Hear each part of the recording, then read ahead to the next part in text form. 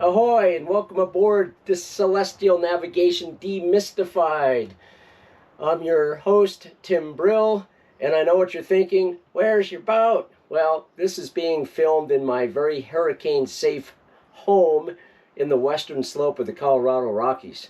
My sailboat is safe and sound for the season. Where is it now? Oh, in Puerto Vallarta, Mexico. Great sailing area. Give you a little bit of my background and then what we're trying to do with this video. I was by profession a pilot, but I'm also a sailor. There's a lot of pilots that end up sailing. You might ask yourself why. It's simple. Physics is the same, navigation's the same, communication's the same, risk management's the same. Basically, you're just moving the decimal point for the speed. Lots of similarities. As far as my sailing, I have close to probably 50,000 nautical miles. I've sailed up and down the U.S. East Coast, West Coast, Mexico, Caribbean, the French canals, which are really not sailing, and one circumnavigation, which it was on that circumnavigation I really honed my skills for celestial navigation. Heck, there's not a lot to do anyways. My sailing credentials include a U.S. Coast Guard Merchant Mariner credential as a master with a sailing endorsement. And I've done a bunch of the American Sailing Association classes. And I've taught a lot of these celestial navigation classes all over the world, to include in Tahiti, Papua New Guinea, Fiji, New Zealand, South Africa. Let's see, where else? I taught one in Bahamas, Panama, Costa Rica, of course, Mexico. So anyways, yeah, that's me. Now, why? You know, when I teach these classes, I oftentimes ask people, well, why are you learning celestial navigation? And the answer is almost universally the same. Well, in case the GPS goes out, I need to have a secondary source of navigation. And I can't emphasize to you, at least recently, how true that probably is. Give you two examples. One, and I don't think I'm divulging any top secrets with this, I have a friend whose son is currently a officer / navigator on the U.S. Carl Vinson. And his job is to do fixes at least twice a day using celestial navigation. So our U.S. Navy does not put a lot of warm, fuzzy feeling in GPS. They want a backup. Additionally, and I have it right here to read so I don't make a mess out of it, there's this thing called the HydroPack, HydroLant, that most people aren't even familiar with. So I'll read it verbatim. HydroPack is a term for an urgent warning of navigational dangers in the Pacific Ocean, issued by the U.S. Navy Hydrologic Office. Can't even say it. The term is a combination of the words hydro and pack. HydroPack is one of several navigational warnings produced by the National Geospatial Intelligence Agency. The other is HydroLant, which is a warning for navigational dangers in the Atlantic Ocean. Now, just recently, the Navy put out a HydroPack that said, verbatim, due to space weather, high-frequency communications, and GNSS positional information, that's your GPS, may be disrupted by the effects of solar flares. During incidents at sea, mariners should check their position using all alternative means available. So again, the Navy is saying don't necessarily trust your GPS. So learning an alternate method, the old-fashioned celestial navigation, is probably in your best interest. But even more than that, it's just fun. I call it my pre-Alzheimer's mental conditioning program, with not being condescending at all to people with Alzheimer's because it's a horrible disease, but it is fun. And that's the one thing I rarely hear people talk about, is it's just a hoot. You know, it's a great topic at bars when you're having a beer and don't want to be disturbed. But anyways, that's what we're going to do. Now, how are we going to organize this class? Well, I've broken it up into several chapters. definitions. We're going to talk about the tools, the big picture, some comments about time, precision. We'll talk a little bit about how to use your sextant, although again, I'm not at sea. We'll talk a little bit about HS, HA, HO. All these definitions will become apparent to you as we go on. Talk about the noon sight for latitude, Polaris, the review of the GP, the geographic position, and solving for latitude and longitude, the 5 steps for a sight reduction using the Marcq Hilaire altitude intercept method and Pub 229. We'll show you the direct calculations if you're a real math geek, and we'll have some fun with it and do our conclusion. So that's how we're going to break this up.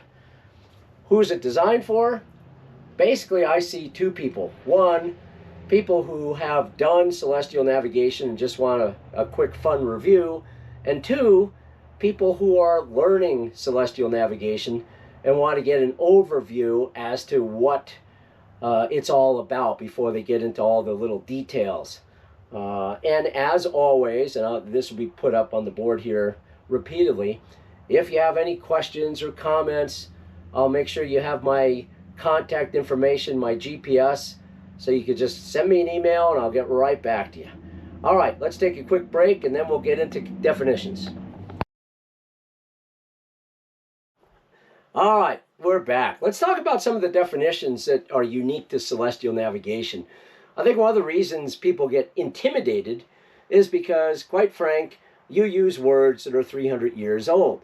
So if I go up to the average person and say, well, yeah, the GHA of Aries to sidereal hour angle of the star to get the GHA of the star, you're already packing up your books and walking out the door. But it's not complicated. It's just different. You don't speak like this anymore unless you're a celestial navigation nerd. Then you've got all these weird definitions. Luckily, there's only about 11, so we'll go through some of them so you have an understanding what's going on. So let's start off with something that we know. Latitude and longitude, or if you're British, you call it longitude. So we all know latitude. Here's my cheap globe. Latitude runs around the Earth. Of course, in the middle is the one we're all familiar with, the equator. The equator is 0 degrees latitude. Now these measurements are made in degrees, minutes, and seconds. There are 60 seconds to 1 minute, 60 minutes to 1 degree. So 0 degrees latitude is in fact the equator. Now the North Pole is 90 degrees north latitude. The South Pole is 90 degrees south latitude. One of the interesting things about latitude is each degree of latitude corresponds to a real distance on the surface of the Earth of 60 nautical miles. So if I want to know how far is it from the equator to the North Pole, well, it's 90 degrees times 60 nautical miles, so that's 5,400 nautical miles to get from the equator to the North Pole. And to get from the equator to the South Pole, 5,400 nautical miles. And to go from the South Pole to the North Pole, double it. So that is latitude. Now, a few other interesting tidbits about latitude.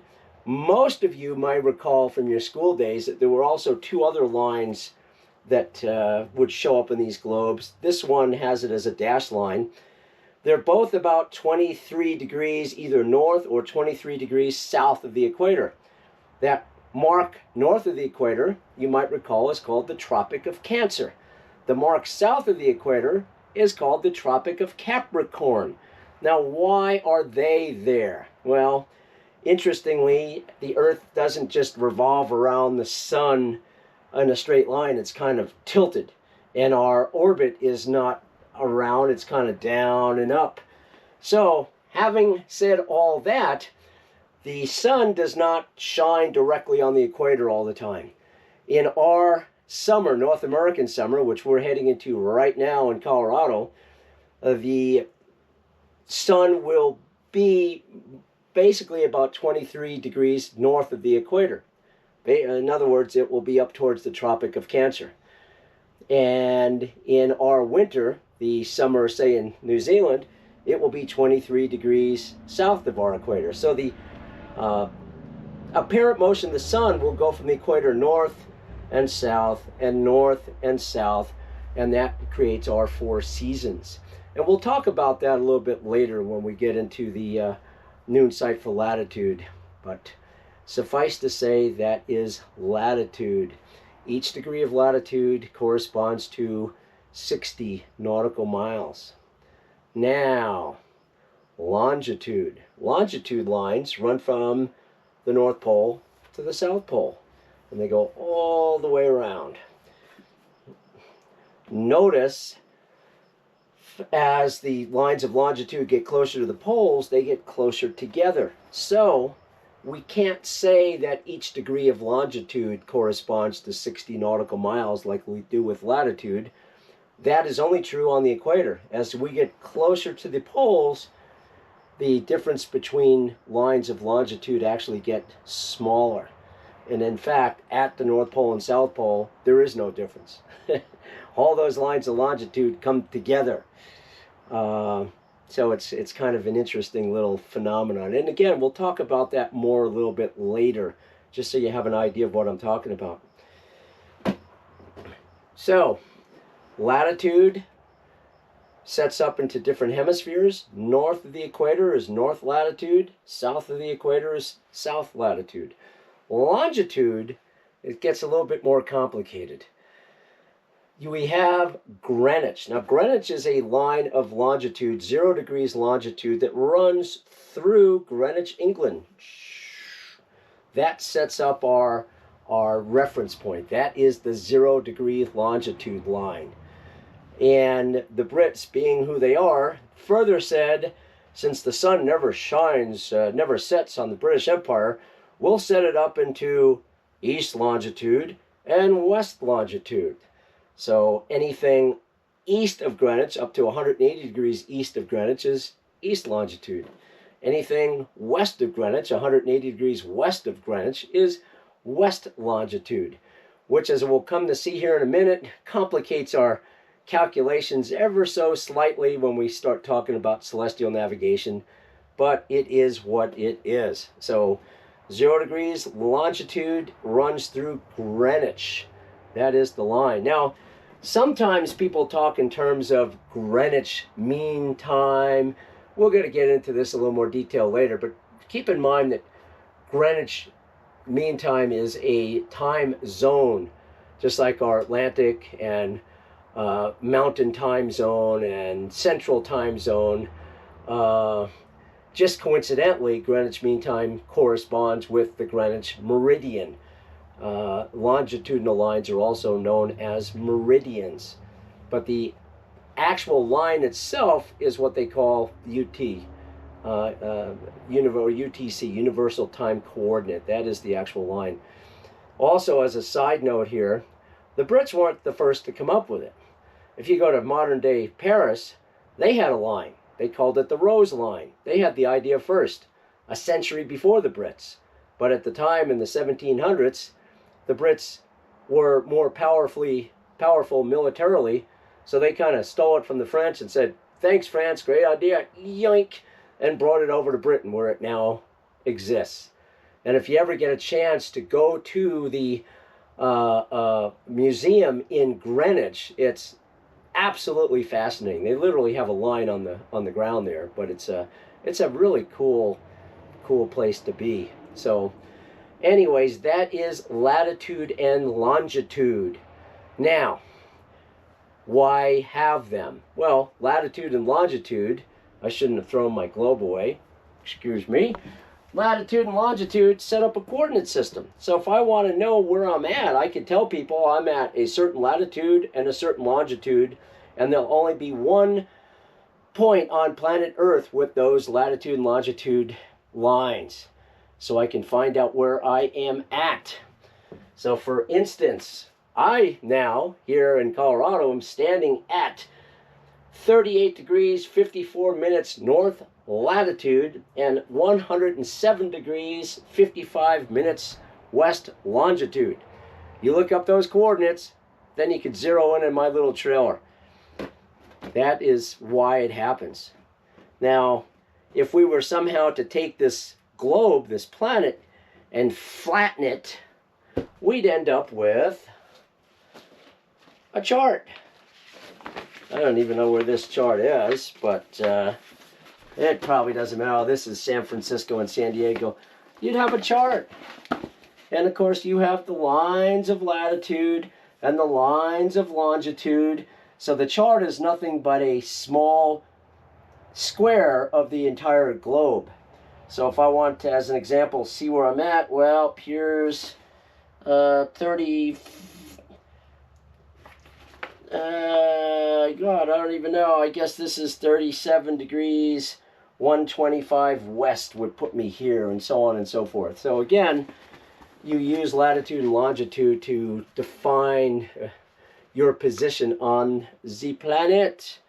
And it works pretty well. I mean, it's interesting that if you're a mariner or an aviator, you call them charts. If you're anybody else, you call it a map. In fact, the process of taking the round Earth and flattening out into a flat sheet of paper is called a map projection. And this particular chart is probably the most common type of map projection. There's over 100 I'm aware of, and in theory, an infinite amount. This is called the Mercator projection, designed by a gentleman, Gustavus Mercator, back in the late 1600s, I think. And what he did is he had such that all the lines of latitude and longitude intercept perpendicularly. But with every map projection, there's errors. And the biggest error in the Mercator map projection is that it's distorted at the poles. So those are the maps that you see, the charts that you see, where Greenland, as an example, and Antarctica, because they're closer to the poles, you know, look like they're 10 times the size of the continental United States. It's obviously not true, but it's a byproduct of that particular type of map projection. Let me grab one more thing. Excuse me again. Back to my slowly deflating globe. Another map that's really interesting, and you could ask yourself why. If you get on an airplane, as an example, and you're flying, say, from the US to Europe, you're not going straight across. You're going on a curve. They call it the polar route. It's actually a shorter distance to go up and down. And it's called a Great Circle route. And they actually have Great Circle charts. They're called gnomic, G-N-O-M-I-C charts, which are very different from these Mercator projection charts. They're really cool. And a straight line on a gnomic chart is not this way. It's going to be a curve. It's going to be a great circle. And I'll mention one more thing, since we're on this little side tangent. I tend to do that a lot. I've mentioned this word, great circle. What's a great circle? Well, great circle is a line of latitude or longitude that if you were to slice through the Earth, would go through the center of the Earth. So there's only one great circle for latitude. That is the equator. If you were to slice the Earth in half at the equator, it would go right through the center of the Earth. By definition, that makes a great circle. Any other line of latitude would not go through the center of the Earth. Now, longitude, on the other hand, meridian lines, no matter how you slice them, they would, in fact, go through the center of the Earth. So all lines of longitude are great circles. All right. Okay, so latitude and longitude. Let's talk about something else. Celestial navigation works because of a completely wrong view of the universe. In fact, celestial navigation says you've got the Earth in the middle, and surrounding the Earth is this thing called the celestial sphere. And affixed to the celestial sphere are all the stars and planets and everything else. In fact, planet is a Greek word that means wanderers. It's kind of, and that's what they do. They wander across this celestial sphere. But the stars themselves, although modern science will tell you are moving, they're so far away that the relative movement between themselves is basically negligible. So we have the celestial sphere. So we have the equator, and if we were to extend the equator out to where it pierced the celestial sphere, you'd have the celestial equator. You'd have the celestial North Pole. You'd have the celestial South Pole. you'd set this up into the celestial northern hemisphere and the celestial southern hemisphere. In terms of latitude, it's going to be very similar on the celestial sphere, except they don't call it latitude. When you're dealing with objects on the celestial sphere, they don't call latitude anymore. They call it declination, abbreviated DEC. So when I hear declination, I think of something very similar to latitude, except it's not on planet Earth. It deals with the stars and planets themselves. How far north or how far south of that celestial equator are these objects? Now, in terms of longitude, if we were to take that longitudinal line, Greenwich, and extend it to where it pierces the celestial sphere, you'd have something very similar to Greenwich, a 0 degree reference point, but they don't call this longitude now. They call it GHA, or Greenwich hour angle. So again, when I hear Greenwich hour angle, I'm thinking something similar to longitude, but it's not on planet Earth, it's on this celestial sphere. Now remember I said that the Brits kind of messed it up a little bit with their east and west longitude? Well, there is no east and west GHA. It just goes west 360 degrees. So where it gets slightly confusing is, let's say that you have a longitude on planet Earth of 90 degrees east longitude.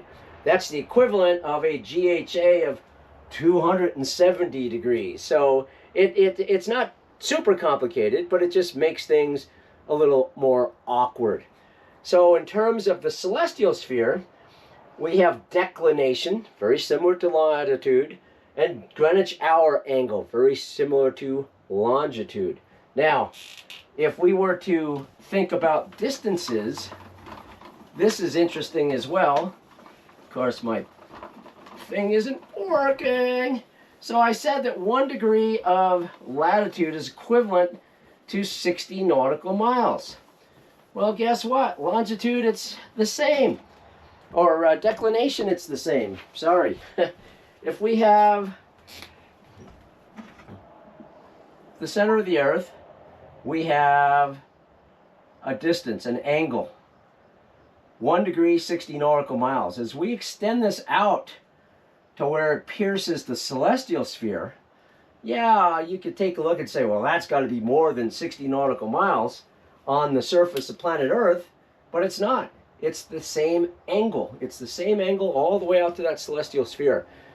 So even on the celestial sphere, 1 degree of declination is going to be the equivalent of 60 nautical miles on the surface of the Earth. And we'll see how that plays itself out here in a little bit. So we have latitude and longitude. We have declination and Greenwich hour angle. So what other terms do we have? Oh, let me throw this one in. This is always kind of an anomaly. And it really doesn't affect us much for celestial navigation, except perhaps if you use one of those star finder apps.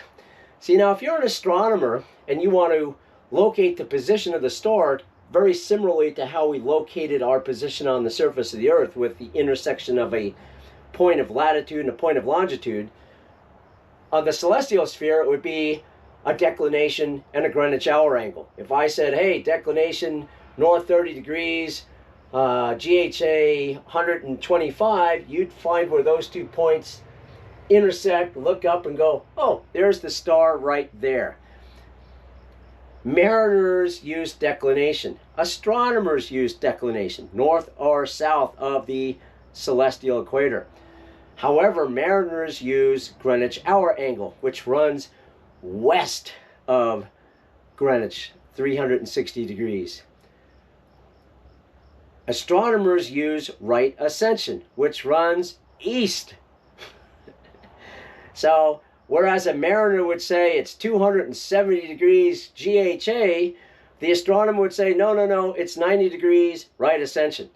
So why they did that, I have no idea. I would have loved to have been on a fly-to-wall, you know, at some Christmas dinner with mariners and astronomers mixed together. It must have been very exciting when they were yelling at each other, but just the way it is. So I throw that out there because if you have a star app and it gives the position of a star as a RA, right ascension, realize that that's not the information you need to navigate using celestial navigation on a boat. You actually have to find the reciprocal of that and turn that into Greenwich hour angle. Anyways, that's way out there. Let's move on to something else. So we know now about latitude, longitude, declination, and Greenwich hour angle, DEC and GHA. Let's talk about some of the other definitions. One is called zenith. Every object on Earth has a zenith. What's zenith? Well, by definition, it's 90 degrees above you. You look straight up. That is your zenith. That is the definition of zenith. Now, similarly, if you're a celestial object on the celestial sphere, and you were to draw a line from center mass of that object, say the star, right down to the center of the Earth, where that line pierced the surface of the Earth is what they call the GP, or the geographic position of that particular celestial body. In other words, if you were to stand at that geographic position, that star would be basically at your zenith. Although very often that's not the case. You are in one spot and the GP of the celestial body is in another spot. And this is why celestial nav works. The distance between the GP and your zenith is what they call zenith distance, Z sub D. So we have the zenith, we have the GP, which is the geographic position, and the zenith distance. And we'll use these here coming up momentarily, especially when we do the noon side of sight for latitude. But I just want you to understand your zenith, the geographic position of the celestial body, and the distance or the angle between them is called the zenith distance. Now, another reason I think that celestial navigation gets frustrating is because, you know, you look and say, okay, you've said it's a distance, yep, between the star and where I'm at. You said it's an angle, yep, that's true, it's an angle. And you said it's a time, because you can actually equate distance into time. We'll talk about that here in a minute. Yes. And then people start to freak out like, well, which one is it? It's all three. Take your pick. It really doesn't matter. They're all interchangeable. It really depends on the context. And sometimes that frustrates people because you want, you know, one term for one definition. It's here, it's, yeah, angle, distance, time, it's all the same. And people sometimes get a little frustrated wanting to solve for the ambiguity. And of course, there is no solution for the ambiguity. It's, remember when I said it was fun? It is fun. Okay, so now we've talked about latitude, longitude, declination, Greenwich hour angle, zenith, geographic position, and zenith distance. Let's go on to the next thing you're going to hear about. This is called LHA, local hour angle. So let's look at it this way. Let's say we have a line. And we could call this either Greenwich or 0 degrees GHA. Doesn't matter. So if we have our boat over here, what's this line from Greenwich to the boat? Well, we know that. That is called longitude. We just said that. Let's say we have our star over here. And now we're talking about the GHA, which is the extension of Greenwich onto that celestial sphere. What's that line called? Well, we already talked about that. That is, in fact, our GHA. So the next question is, well, what's the difference between the boat to the star? Then it's called your LHA, or local hour angle. which we will use quite a bit in subsequent parts. Sometimes, depending on context, this is also your zenith distance. We'll talk about that a little bit more too. So it's the same idea, boat to star, star to boat. Depending on what you're doing, it'll either be your LHA, which is the angle, or if you're just looking at the distance, say for a noon sight, it's essentially what zenith distance is as well. Once again, it's a little ambiguous, but that's what it is. All right, you'll see all these terms again, so don't stress too much. Boy, this thing really does not want to clean, so I apologize for that. Cheap props, that's all I could say. So we're almost done. We got a few more terms to talk about. So, one of the things we have is this book, the Nautical Almanac. And it lists the declination and the Greenwich hour angle for Venus, Mars, Jupiter, Saturn, the Sun, the Moon for every second of every minute of every hour of every day for the year. And it's roughly an inch thick. Now, historically, there are in fact 56 what they call navigable stars. Now, obviously there's zillions of stars, but these 56 stars are uniformly placed on the celestial sphere. And they're generally relatively easy to find. They're bright, they're known, and you know, they're used quite a bit for nighttime celestial navigation. The problem is, if we then were to put the latitude or the declination and the Greenwich hour angle for every minute, every hour, every day for the year of 56 more stars, this book would be about a foot thick. So it would be unusable. So navigators come up with this trick. They said, okay, given that the relative distance or angle between the stars doesn't change, let's come up with a new reference line. And they called that new reference line Aries. So Aries is not a star. Aries is another reference line. So we started out with one reference line we called Greenwich.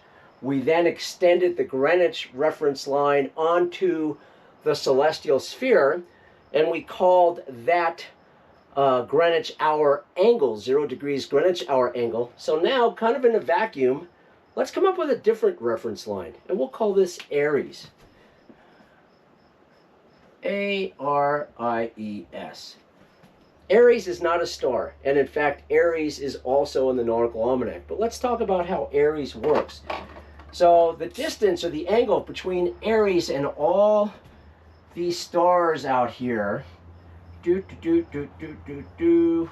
you know, there's 56 of them.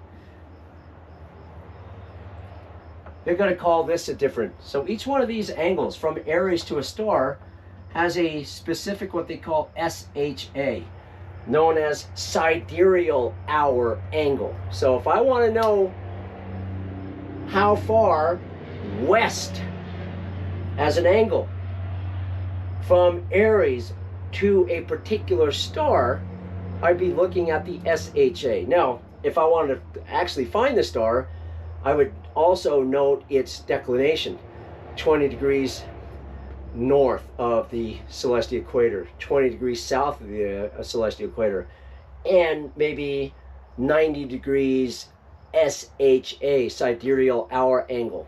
So I can identify where that star is. So here's the issue. The Earth is constantly rotating. So I need to figure out, well, how do I identify that star, the SHA, relative to me on my boat? Well, that's where Aries comes in. If my boat is, say, over here someplace, and it's constantly moving, Aries now is a new reference line. So I can find the relative location of Aries to my boat and then I would add to that the SHA from Aries to the star. It's kind of a two-part process. So how does that work? Well, what they do every year is they look for what they call the first point of Aries. So imagine the Earth is rotating around the sun, and the sun is going from the southern hemisphere of the Earth to the northern hemisphere of the Earth. At one point each year, the sun crosses our equator. That is the spring equinox, generally middle of March. At that exact time, what the celestial navigation geeks do is they find the position of the sun just at the moment it crosses from the southern hemisphere into the northern hemisphere. At the moment it's over the equator, they find that position relative to Greenwich. That then creates what they call the first point of Aries.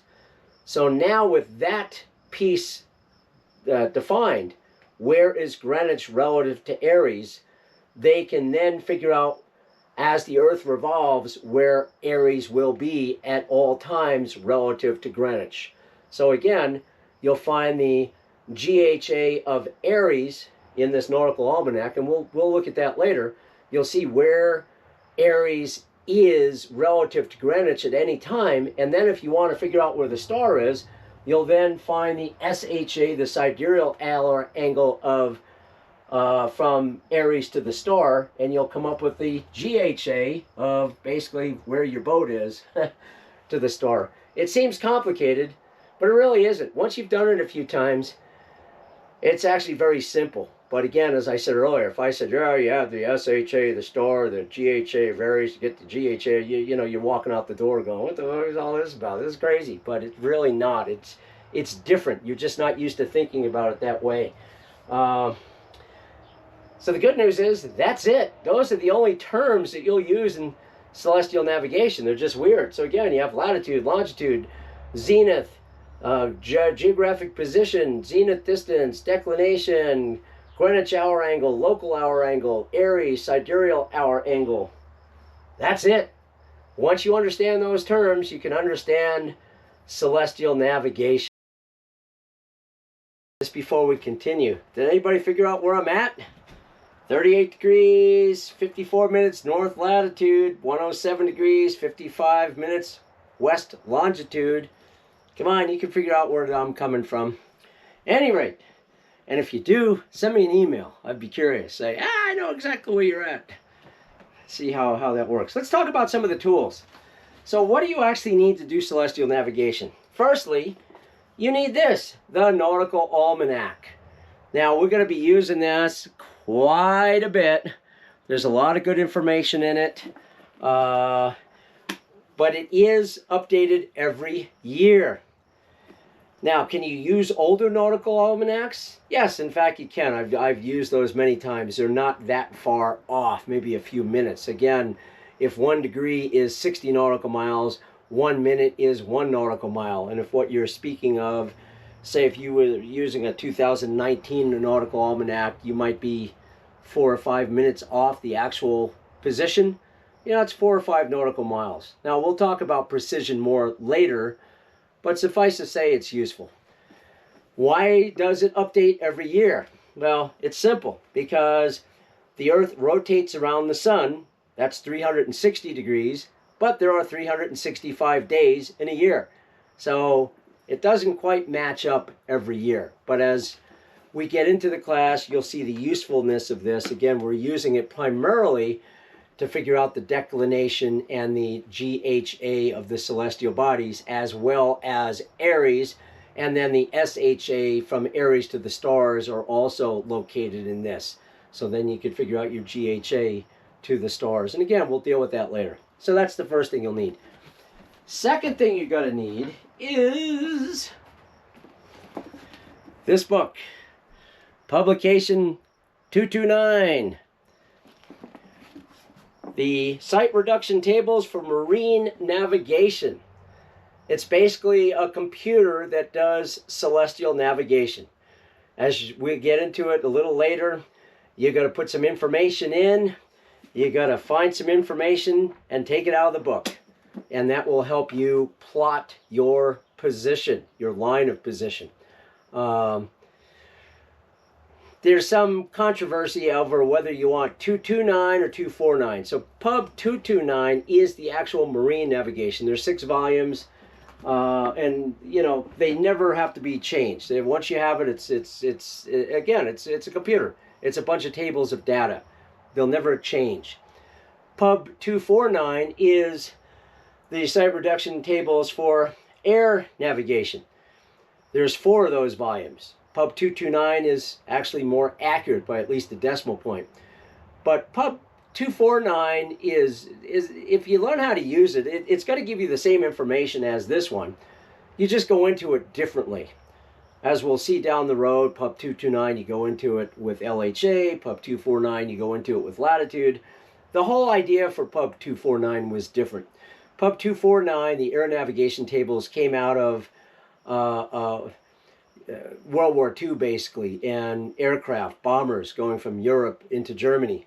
You know, firstly, they all went at night in the beginning because they didn't want to get blown out of the sky.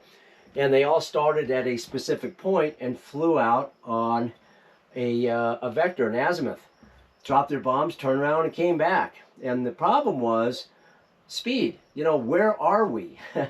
So they would set up these angles. Well, you know, if we're here, we should have an angle to a star. If we're here, we should see this star at a certain angle. So they'd all pre-program this information and then just look at their sextant, which basically looked more like a periscope. They had a little bubble on top of these aircraft, and the navigator would sit in the bubble with his little periscope sextant and find these different stars and look at the angles and then know, okay, this angle, I have to be right here. This angle, I have to be right there. So that he can determine his position over the ground based on the line that the aircraft was following and the angles that the navigator was seeing to specific stars. So Pub 249 had a very specific usage. It's still very commonly used for marine navigation. I find it interesting it's more commonly used from Europeans and for pilots. My theory with the Europeans is that's what they had. So they just kept using it, but it's different. And you know, I have used it again, as we will see down the road. Same information, Pub 229 to Pub 249, specifically HO, D, and Z, ZN. You get the same information you need. It's just a different way to look at it. Now, in addition to these two, there's at least 8 other ways to do site reductions, 8 other different tables. I'm just used to Pub 229. That's what we're going to use for the rest of the class. All right, what else do you need? Well, it's pretty nice to have a pair of dividers. These things, so you can draw lines. Very useful. And these things, a protractor. Again, you'll see how we use this as well. What else? Ha! You're going to need one of these. It's a universal charting sheet, and we will show you how this works. These come in packets. Of course, you'll need some type of a chronometer. Can't even say it. Basically, a watch. You know, it's most of what we're going to do with celestial navigation is based on time, so you need to know what the heck time it is. And then finally, you're going to need a sextant. This is just the Astra 3 that I use quite a bit. It's a metal sextant. It's probably the cheapest of the metal sextants. I think they cost about $700. I don't know.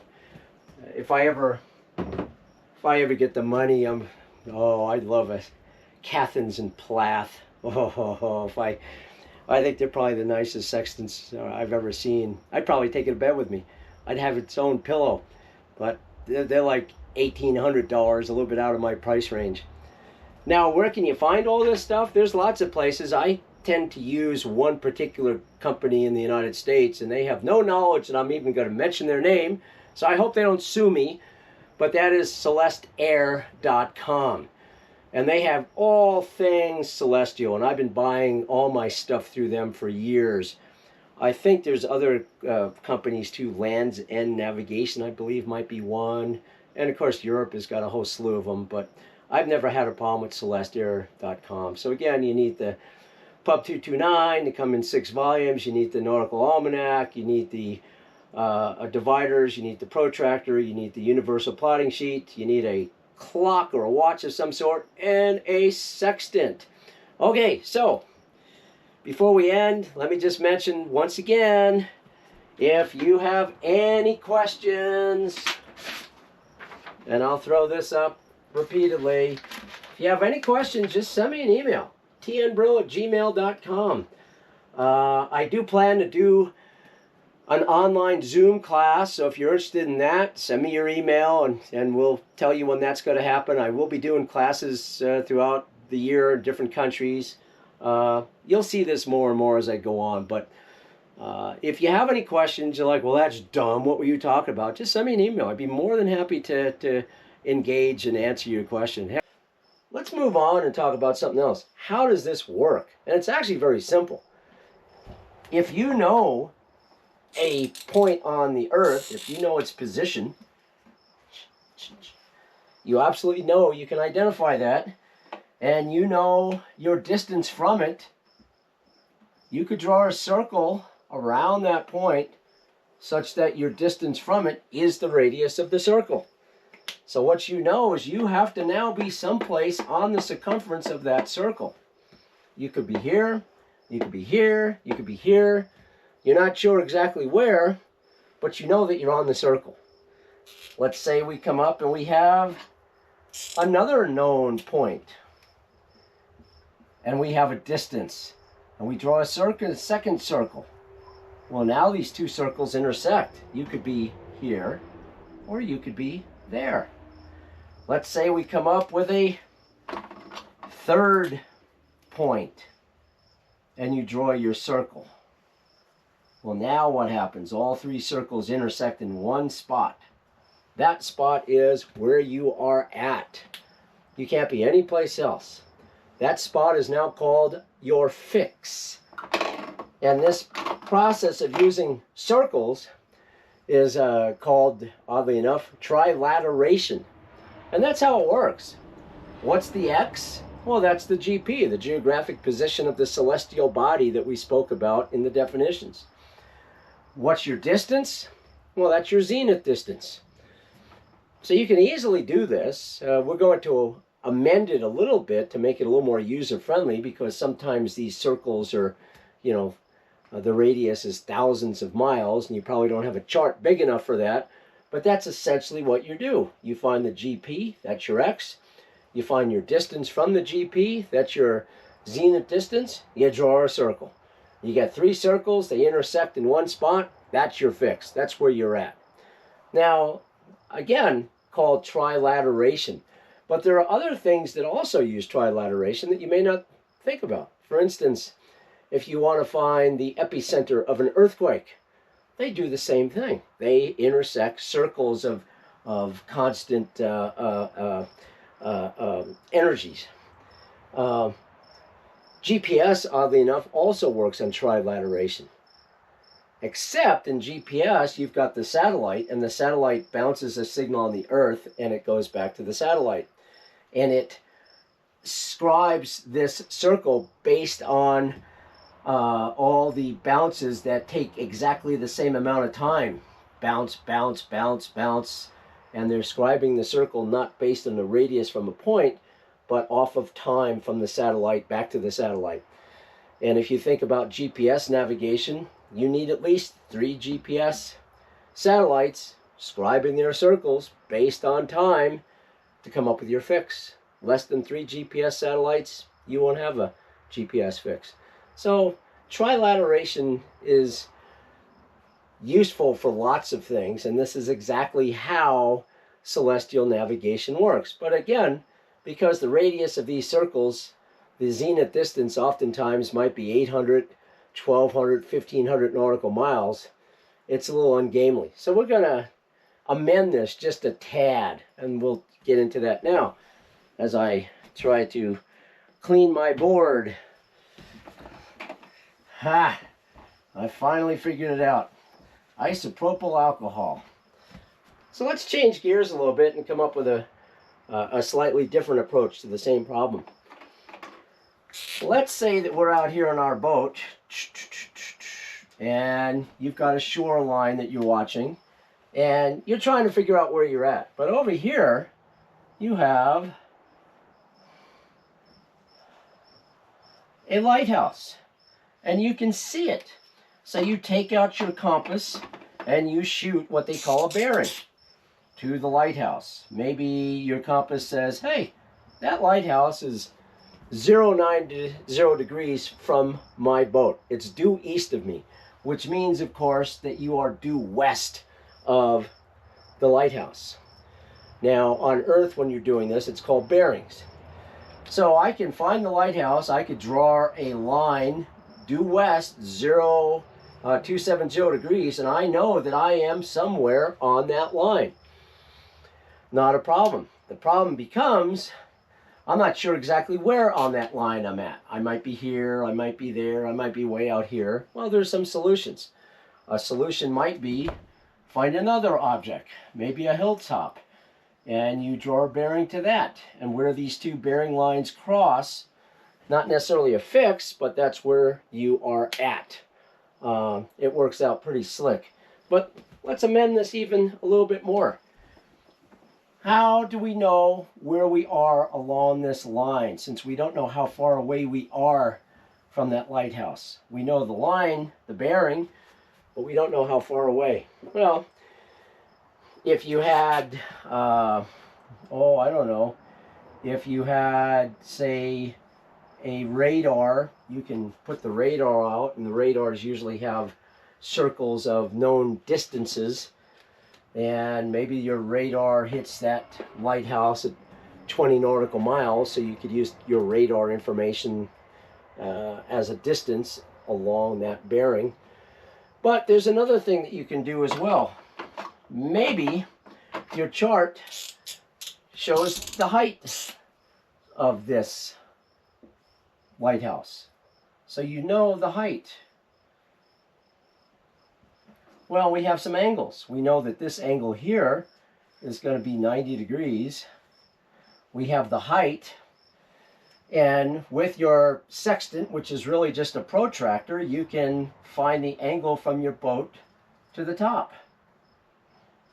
We have this angle, we have this height. So you have an angle, you have an angle, you have a height.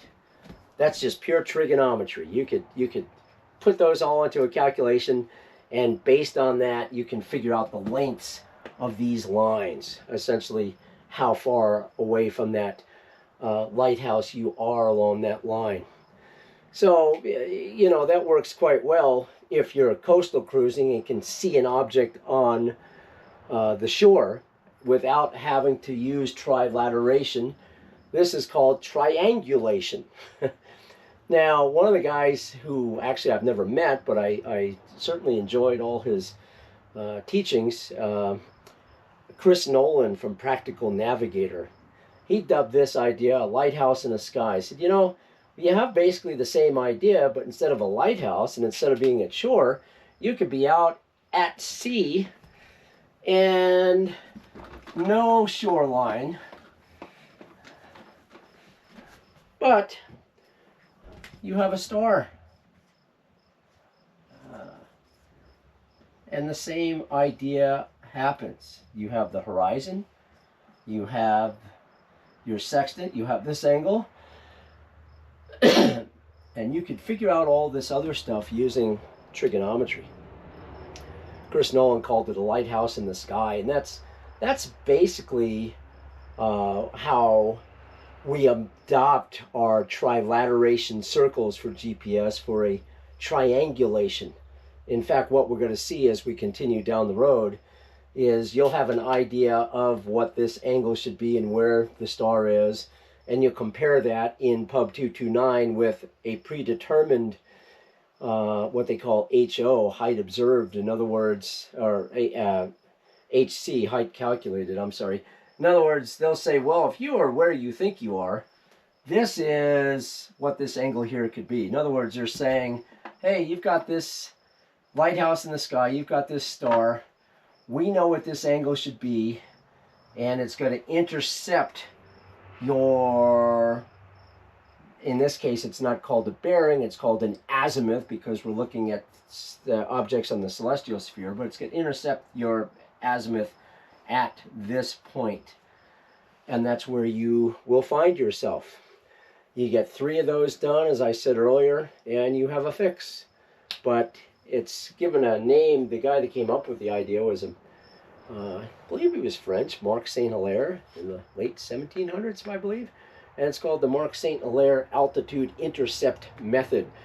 So we're going to find it's just a way to, instead of having the big circles, which is, you know, if all else fails, go back to the circles.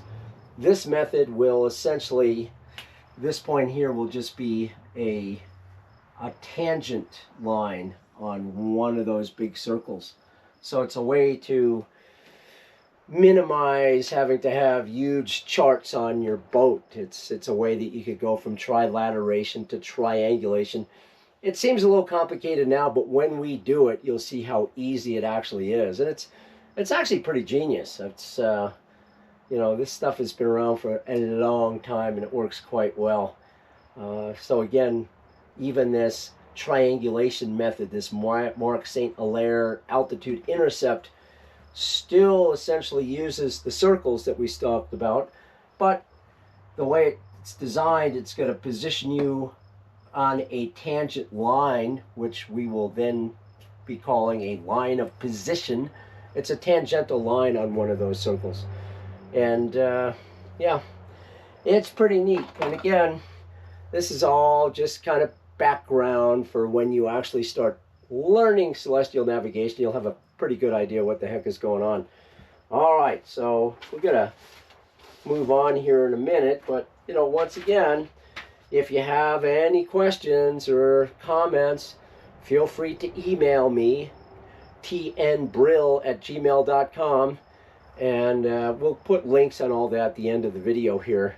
But I'd be more than happy to answer your questions, and you know, we'll probably do an online Zoom type class at some point, and I do classes throughout the country, so we'll just keep going, but we'll just go through this step by step. Keep in mind, it's not that hard, it's a lot of fun. All right. All right, moving back. So here's some completely useless information. I don't know if you're aware of this, but the Earth rotates from west to east, and as viewed above the North Pole, it moves counterclockwise. Bet you didn't know that. Anyways, let's talk about a few other odds and ends. Then we're going to start pulling all this together with some of our actual calculations.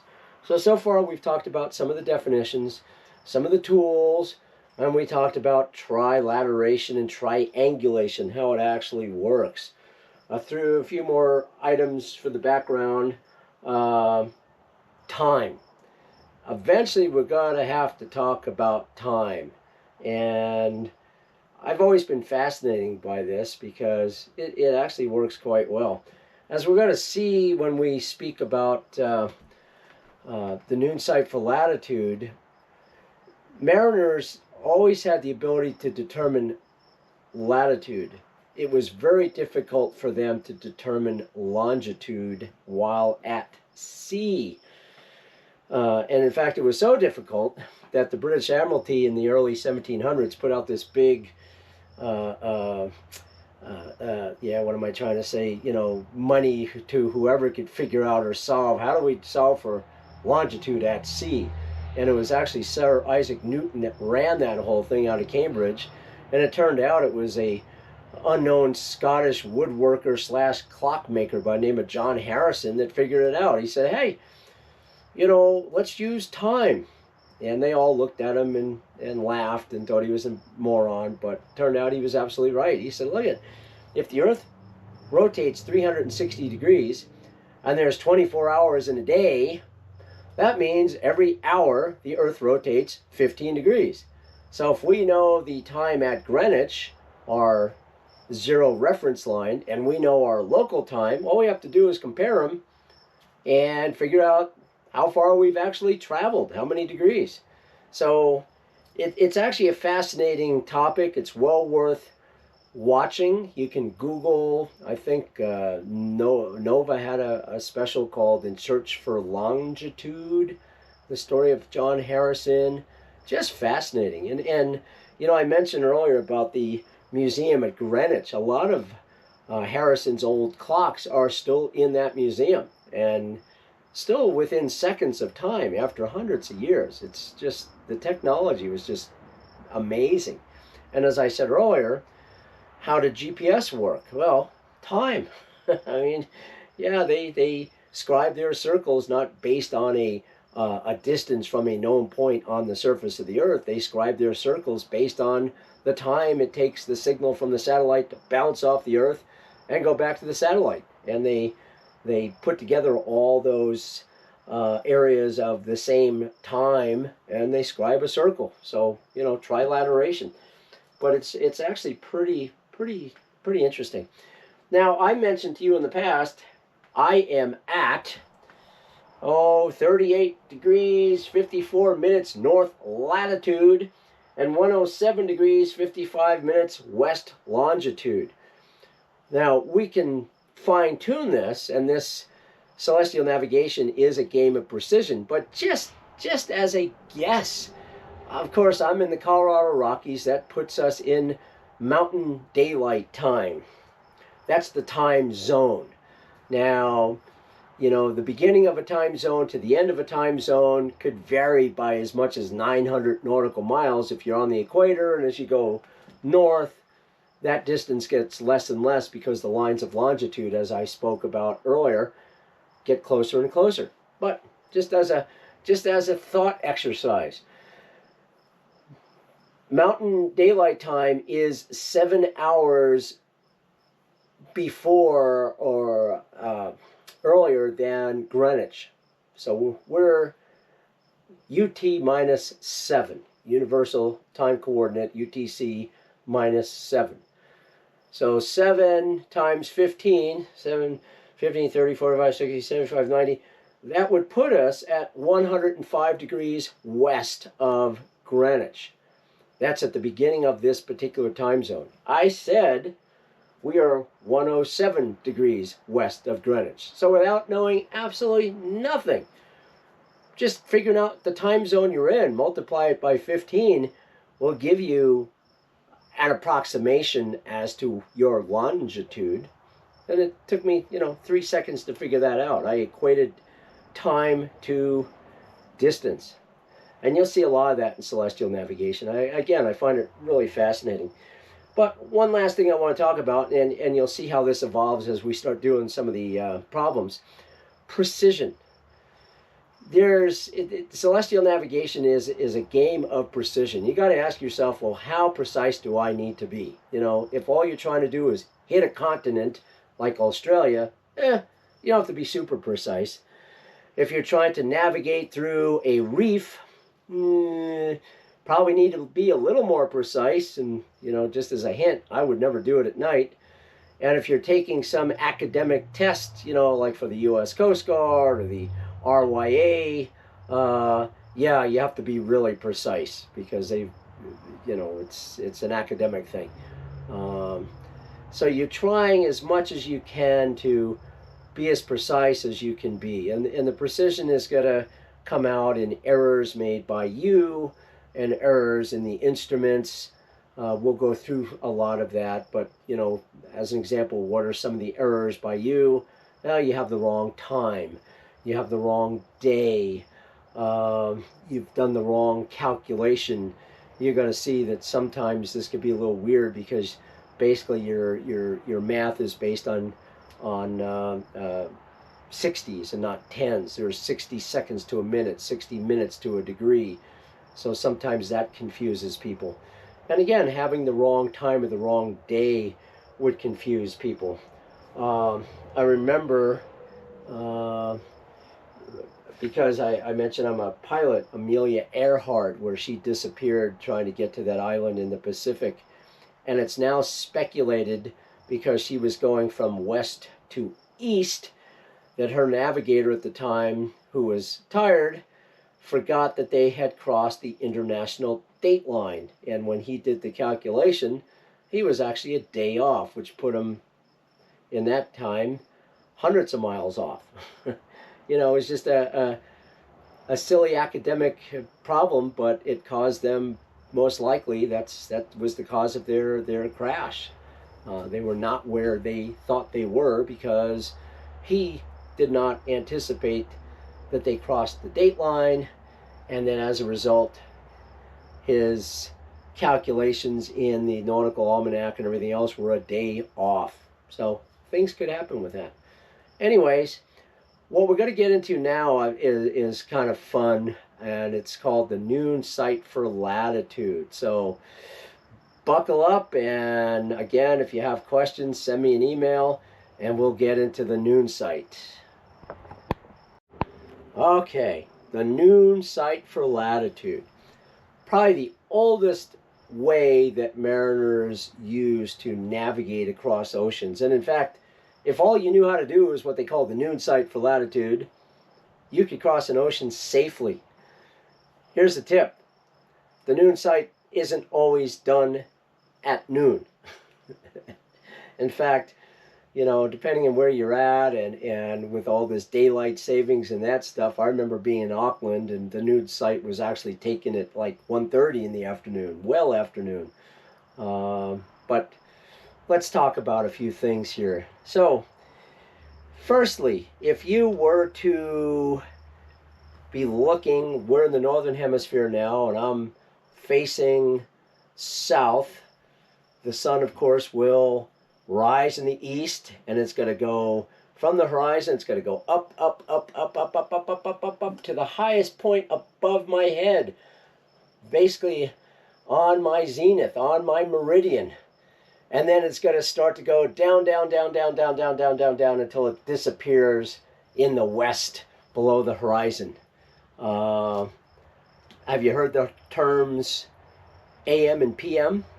AM is a Latin word that means ante-meridian, before meridian. And PM means post-meridian, after my meridian. The meridian is the line that's directly above you. It's the line of longitude that's directly above your head, going north to south. So when we do our noon sight, we want to do it when the sun is on our meridian. And again, sometimes it's noon. Most of the time it's not. And when you start factoring in daylight savings time and all the rest of that stuff, it might be significantly off. Again, I can remember Auckland was, 1 o'clock or past that with daylight savings and everything else. But what it most certainly was we did it when the sun was on our meridian. It was at the highest point in the sky. Before it hit the meridian, AM, it's rising. After the meridian, PM, it's descending. But when it's at the highest point in the sky, that's the time when you're going to do your noon sight. We'll talk about that in a minute. But here's how it used to work. You'd come out of Gibraltar, and you'd have Africa going down. And over here, you'd have a few islands in the Caribbean. So what the mariners used to do is they would sit and they'd come out and they'd follow the coastline until they got on a line of latitude that would bring them over the islands. Then they make a right turn and they'd just go until they hit something. That's how you would navigate using the noon sight. Let's say that they were going to St. Lucia, 17 degrees north latitude, give or take. They'd go down the coast of Africa until they were at 17. They'd make a right turn, keep going. And every day, when the sun was on their meridian, they would take a noon sight. They would look at the sun, get the angles, and say, okay, are we still at 17 degrees or what? If they were at 16 degrees, they'd say, oh, we're going south. We need to go north. If they were 18 degrees, they said, nope, we're going too far north, we need to go south. But as long as they maintained a latitude of 17 degrees for, 2-3 weeks, they could successfully cross the Atlantic Ocean and hit the Caribbean without a problem. As I said earlier, the big problem was determining their actual longitude at sea, and we'll cover that later. Interestingly enough, although this is a very simple way of navigating and the only way that they had at the time, pirates also knew this. And so pirates would just position themselves in places that they knew eventually these boats would have to pass. And when they passed, they'd go out and, kill and plunder and take the boat. And that's why the Admiralty decided we need to come up with a way to determine longitude at sea, because once the boats didn't have to just follow these very specific routes, they could basically meander anywhere. It made piracy obsolete overnight. It was kind of fascinating how that happened. But that's basically all we're doing, is we're just following the coastline down using coastal navigation until we got to our line of longitude. They had charts. They knew what mountains and things to look at for a specific longitude, and then they make the turn, and every day they do that noon sight, and they just maintain that same latitude until they hit the islands. Easy peasy. So how does this work exactly? Let's start talking a little bit of the math that's involved, which again is actually still pretty easy. When we're doing a noon sight, again, we're not looking at taking a sight at noon. We want to take the sight of the sun when it's on our meridian. And what? Alrighty, so yeah, let's probably the easiest way to understand how to do noon sight for latitude is just kind of go through what you need. So to get a noon sight, you're going to need two variables. You're going to need the declination, which you get directly out of the Nautical Almanac. That's why they exist. And you're going to need your zenith distance. Now, remember, zenith distance, come on, open up. You have your boat out here, and you have the sun, say over here. This is the zenith distance, but that's going to be hard to calculate. Actually, let me do this, make it more sensible. We'll put the sun up here. So if we were to take our zenith and the geographic position of the sun where it intercepts, and there's our zenith, this here is what we want. That's our zenith distance. But that piece is going to be hard to figure out. What's easier is we could actually take a protractor and measure the distance, the angle from our horizon to the sun. That's really all you're doing with your sextant. We know our zenith by definition is always going to be 90 degrees. So if we can determine this piece, all we have to do to find this piece is take 90 degrees minus this piece will give us that piece. It's actually pretty easily done. We can conceptualize this a little bit more later, but for right now, let's figure out how this would work.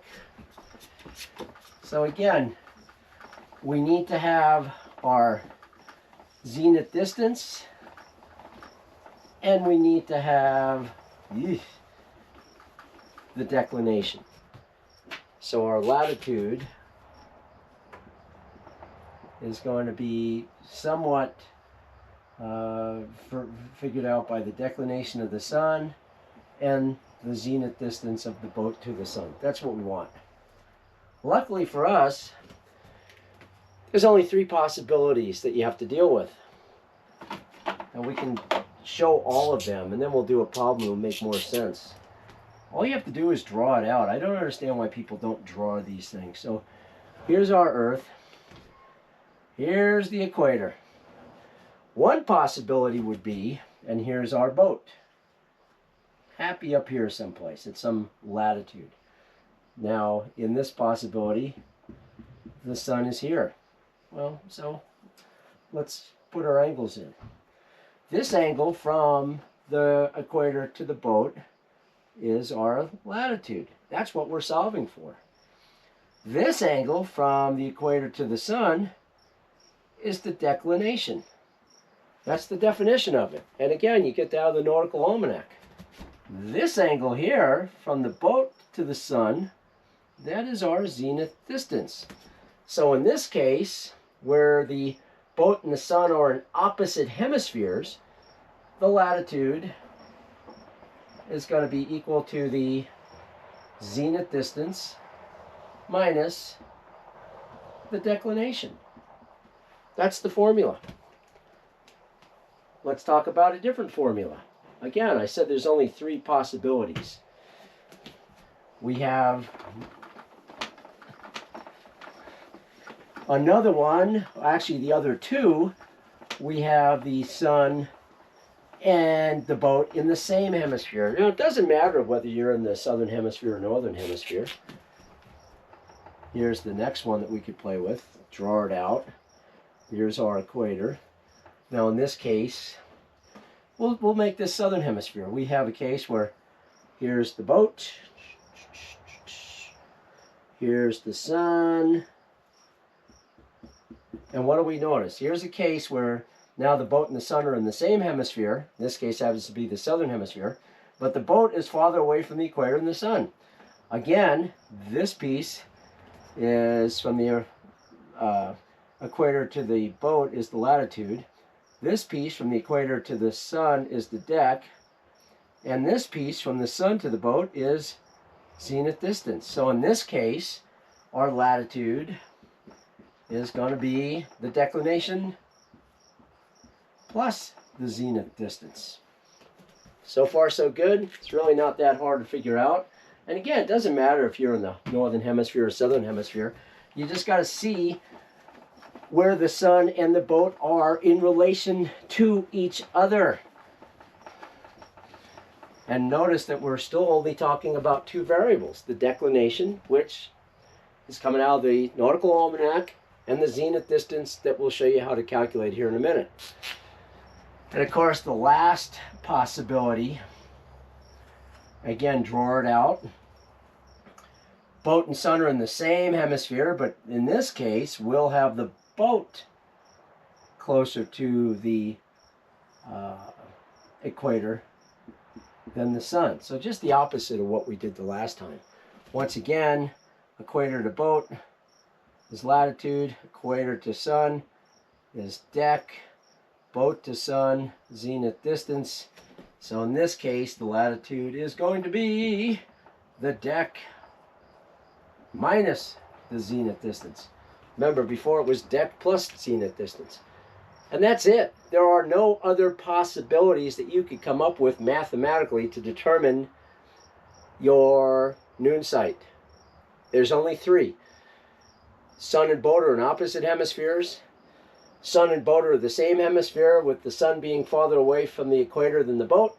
Or sun and boat are in the same hemisphere, with the boat being farther away from the equator than the sun. And if you draw it out and label the parts, it's easy to figure out. So, what are we doing now at the noon sight? Well, every day when the sun is on our meridian around noon, we're going to go out and figure out the declination and the zenith distance. We're going to do our calculation. And if, as the example was earlier, we're trying to hit St. Lucia, you know, north 17 degrees, give or take, we'd want this latitude each day to be 17 degrees. If it's 17 degrees, I know I'm in a straight line to the Caribbean.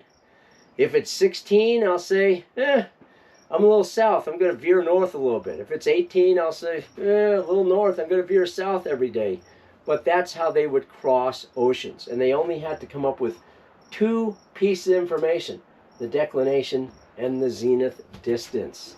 So that is how it works. And it's actually pretty simple to do. So let's come up with an example. And again, I'm going to probably do an online course that will go into this in a lot more detail than what I'm going to do here. I'm just going to show you kind of the steps and how it works. The class that I hope to do, or if you actually ever take a class, they'll have example problem after example problem, because the more you do this, the easier it gets. But I happen to have one of my geeky friends come up with a whole bunch of sun sites and noon sites from Puerto Vallarta, where he was in Mexico. I said, hey, send me some because I need them. So here's one he came up with. He said, all right, here's one that we did on 6 March 2025, not too long ago. And the time was 1911 UT. So that was Zulu time, and at that point it was actually, where was that? That was -5, I guess. So that would have been around 1-ish, I guess, local time. And he came up with his HO 6413, or HS rather, 64 degrees 13 minutes. We're not going to go into seconds, so I don't need all that precision. But we got to talk about this. What's HS? HS is the height of the sextant, the angle that you saw on your sextant from your horizon to the sun. And we'll go into this in a little more detail later, but suffice to say that is all that we're talking about when we talk about HS, height or angle of the sextant. You go out there with your sextant, and we're going to show you how to use it here in another chapter or two. But you go out with your sextant, and you have the horizon, your sextant is nothing but a protractor, and you say, okay, there's the sun, and you read what it says, and it says that angle was 64 degrees 13 minutes. So what do we need? Well, it doesn't matter how you do it. The first piece that we need is our zenith distance. And zenith distance is always going to be 90 degrees minus HS. Now, I know what you're going to say. Oh, wait a minute, that's wrong. It should be HO. Yes, we're going to get into that here a little bit later. It's just part of the precision. Technically, you'll go from HS, height of sextant, to HA, height apparent, to HO, height observed. I know that. I just don't want to confuse people that much right now, but we'll get back to that. So give me a little break. So it's going to be 90 degrees minus 64 degrees 13 minutes. Now that's a little ungainly to do that kind of a math, but here's a trick. 90 degrees is exactly the same as 89 degrees 60 minutes. And then I would never do it this way. I'll actually say, okay, so we have 89 degrees 60 minutes minus 64 degrees 13 minutes. That comes out to be 25 degrees 47 minutes. That is our zenith distance, our ZD.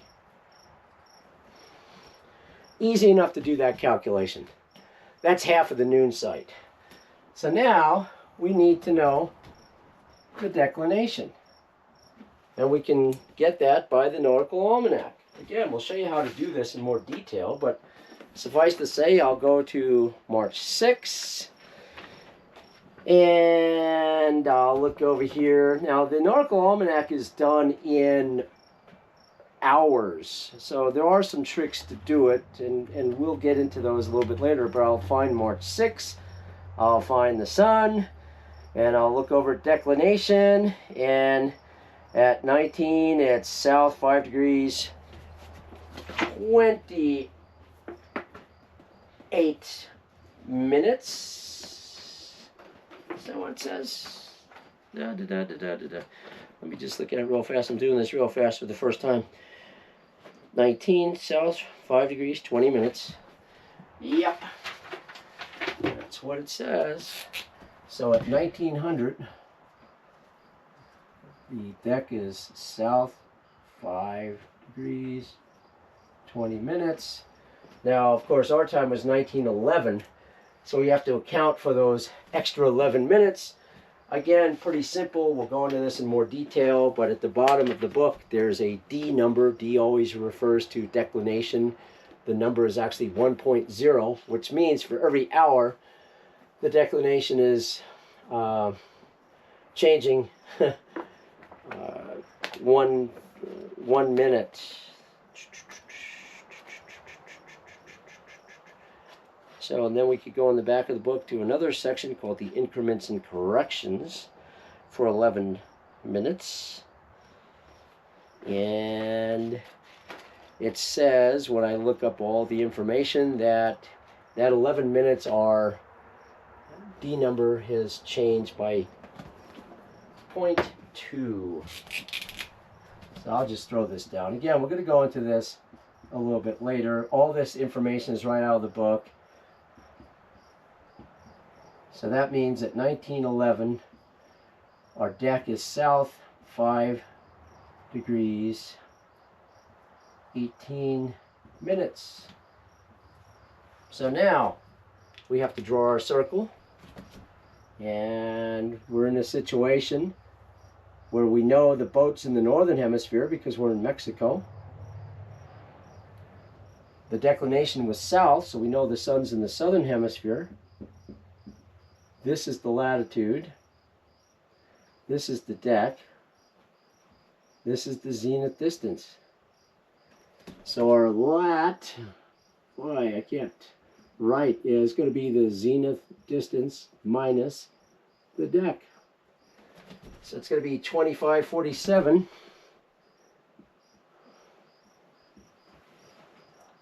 minus 518. I can't write, so that's 20 degrees. Of course, we're north now. 19 minutes. So that is our latitude. And just in case you're wondering, the actual latitude was 20 degrees 44 minutes. So we're off a little bit. I don't know what he did. You know, again, it's the precision, it's the errors. Most likely his sextant HS wasn't exactly the same. Although, again, we just used HS. Had we had done the other two steps to HA, HO, this probably would have been closer to the actual latitude. And we'll try this problem again here in a minute. All right, so, you know, as I've taught these classes initially, people look at this and go, oh my God, this is so confusing. It really isn't. If you do it enough, it would take you just minutes to do a noon sight. Label it. I can't emphasize enough. Draw the picture, draw the equator, draw the relationship of the boat to the sun. You know, and then label it. The equator to the boat, that's latitude. That's what you're solving for. Equator to the sun, that's declination. Boat to the sun, that's zenith distance. And again, how do you get zenith distance? Well, by definition, it's 90 degrees minus what the sextant said. Now, we'll go back to this here later, the next time around, and we'll actually show you how to go from HS to HA to HO and why we're doing that. But, you know, suffice to say, my friend took this, he just went out on the beach one day, took a quick sight, and boom, he was a few nautical miles off latitude from the actual GPS setting. It works quite well. And if you do this every day when the sun is at your meridian on your line of longitude, when the sun will either be directly north or south of you, you know, if you are trying to hit something, say, at a latitude north 17 degrees, and every day you do your noon sight and it says 17 degrees, well, you have a real good chance of hitting the piece of island or land that you're trying to go to. It works really slick. And again, there's only 3 possibilities that you could deal with. One, where the sun is in one hemisphere, the boat's in the other hemisphere. 2, where the sun and the boat are in the same hemisphere, but the boat is farther away from the equator than the sun. 3, the sun and the boat are in the same hemisphere, where the sun is farther away from the boat, farther away from the equator than the boat, just the opposite of each other. Draw it out, label it. Now, there's a few special cases that we can chat about real fast. One is what's oftentimes referred to as Lahat noon, and that is where the sun is at your zenith. It is 90 degrees above you. Well, if that's the case, what's your zenith distance? 0. Remember, the zenith distance is the distance between the boat and the sun. If the sun is 90 degrees above your head and your zenith is 90 degrees above your head, there is no zenith distance. It's 0. So now your latitude is just the same as the declination of the sun. Now, that will happen probably twice a year, but you have to be within that sweet zone of 23 degrees. Remember the Tropic of Cancer and the Tropic of Capricorn? You'll never have a Lahat noon type thing in Auckland. You have to be where the sun might, in fact, be above you. And, again, that's why we have the Tropic of Cancer, Tropic of Capricorn, because that's that area on the globe where the sun would in fact be above your head under, at certain times. If you're farther north than that or farther south than that, ain't going to happen. The other possibility exists when the sun is crossing the equator on the equinox, because now the sun is directly above the equator. If by definition the declination is the distance from the equator to the sun, and the sun's directly above the equator, well, the declination is 0. So now your zenith distance is, your latitude is just your zenith distance. So those two special cases can occur once or twice a year, maybe, depending where you're at. But for the most part, there's only 2 variables you deal with a noon sight. The declination, which you get out of the Nautical Almanac, and the zenith distance, which you get by using the equation 90 degrees minus the angle that you came up with on your sextant. And with those things, you could come up with a very easily determined latitude. Few other things to consider. Well, how do you know when to go out there with your sextant? Well, again, the sun will be at your meridian, means that the angle that you are reading on your sextant will be the biggest. So if you go out there every few minutes and take another reading, and you're noticing that angle getting bigger and bigger and bigger, you're not at your meridian yet. If you notice the angle is getting smaller and smaller and smaller, you've gone past your meridian. So one way to do this is to just take multiple sites fairly close to each other and pick the largest number. That's generally when your meridian crossing would have happened. In the Almanac, they call it Mer's passage. And keep in mind that it's likely to change. In other words, let's say it's the second week of March, and you decide to leave Puerto Vallarta, Mexico for the Marquesas. Well, you're going to start out with the situation where the sun will most certainly be in the southern hemisphere, moving north, and you're in the northern hemisphere. And as you continue, now you go past the spring equinox, and all of a sudden now the sun is north of the equator. It's now in the northern hemisphere. So now you have boat and sun in the same hemisphere, but the boat is quite clearly farther away from the equator than the sun. As you veer south across the equator, and as the sun moves north, at some point in that journey to the Marquesas, you'll now be in a situation where, well, gee, sun and boat in the same hemisphere, but now the sun is farther away from the equator than the boat. And then eventually your boat will cross the equator into the southern hemisphere.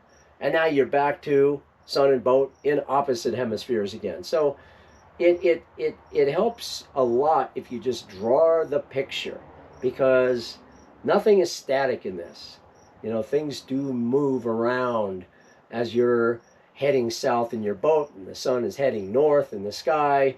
Things will change. But what we'll do is we'll go back and revisit this problem one more time and talk a little bit more about HS, HA, HO, and how I do it. I'll get some pictures of the pages I'm looking at in the Almanac, and I'll actually have them to send to you, or maybe I could post them on this video. But if you have questions, once again, send me an email and we'll go on. Alrighty, back again. So we just talked about the noon sight for latitude. Guess what we're going to do next? The noon sight for latitude. We're going to go over it all again, a little more detail. I find that's the best way to learn this, is just go back over it and over it and over it, and each time you do, you add more detail. So, why the noon sight? Well, it's historically probably the oldest way of navigating across oceans. It does not involve the then unknown how to determine longitude at sea. And quite frank, if all you knew how to do was a noon sight, you could successfully, boy, that's a word, cross oceans. The idea being, if you were, say, on the African coast at 17 degrees north latitude and you want to hit an island in the Caribbean that was, 17 degrees north latitude, as long as you stayed 17 degrees north latitude while you crossed the ocean, you would end up in your destination. So it's pretty simple.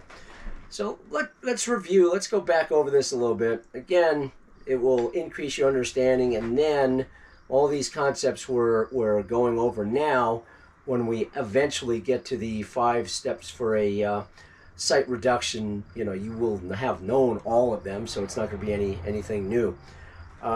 First of all, when do we do the noon sight?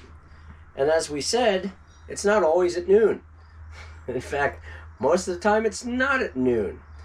We specifically said that you take the noon sight when the sun is at your meridian, when it's the highest point in the sky, when it is on your line of longitude. I mentioned that if you were in the northern hemisphere facing south, since the Earth rotates from west to east, the apparent motion of the stars and the sun will be from the east to the west. And at dawn, the sun is just coming above the horizon, and it's going to go up, up, up, up, up, up, up, until it's directly overhead. It's on your meridian, and then it's going to go down, down, down, down, down, and disappear in the west, go below the horizon. I mentioned that broke the day up into 2 parts, AM and PM. AM meaning ante-meridian, or before the meridian. PM meaning post-meridian, or after the meridian. So the noon sight is taken when the sun is on your meridian. And it's going to be 99.9% of the time either due north or due south of you. What's the 0.1%? Well, that 1 minute, possibly twice a year, where the sun is on your zenith. It's 90 degrees above you. And of course, we know that is only possible as long as you're in that little range where you're not north of the Tropic of Cancer nor south of the Tropic of Capricorn, because then the sun won't be there. It's just not going to happen. But that's when you do the noon sight. So the question is, all right, so how do I know what time to be out there? Well, there are different solutions. One, you could go out there when you kind of think it's going to happen, halfway throughout the day, and just start taking sextant sights. And if the angle of your sextant, the height of the sextant, remember I said height, angle, distance, yep, they're all the same. If it's getting bigger, well, the sun's not at your meridian yet. If it's getting smaller, you've passed the meridian. So that is one way of doing it. You can look into the Nautical Almanac for a particular day, and there's a little section, right page, the same page as the sun on it, that says MERS passage, meridian passage, and it will give you a time of, say, 12:09. Well, what does that mean? That means that at the beginning of each of the 24 time zones in the planet, the meridian passage will be 1209. But remember, there might be as much as 900 nautical miles between that time zone to the next time zone. So if you're not at the actual beginning of the time zone, well, it's going to complicate things a little bit, because you got to figure out, well, when's it actually going to happen, given there's a distance that the sun still has to travel.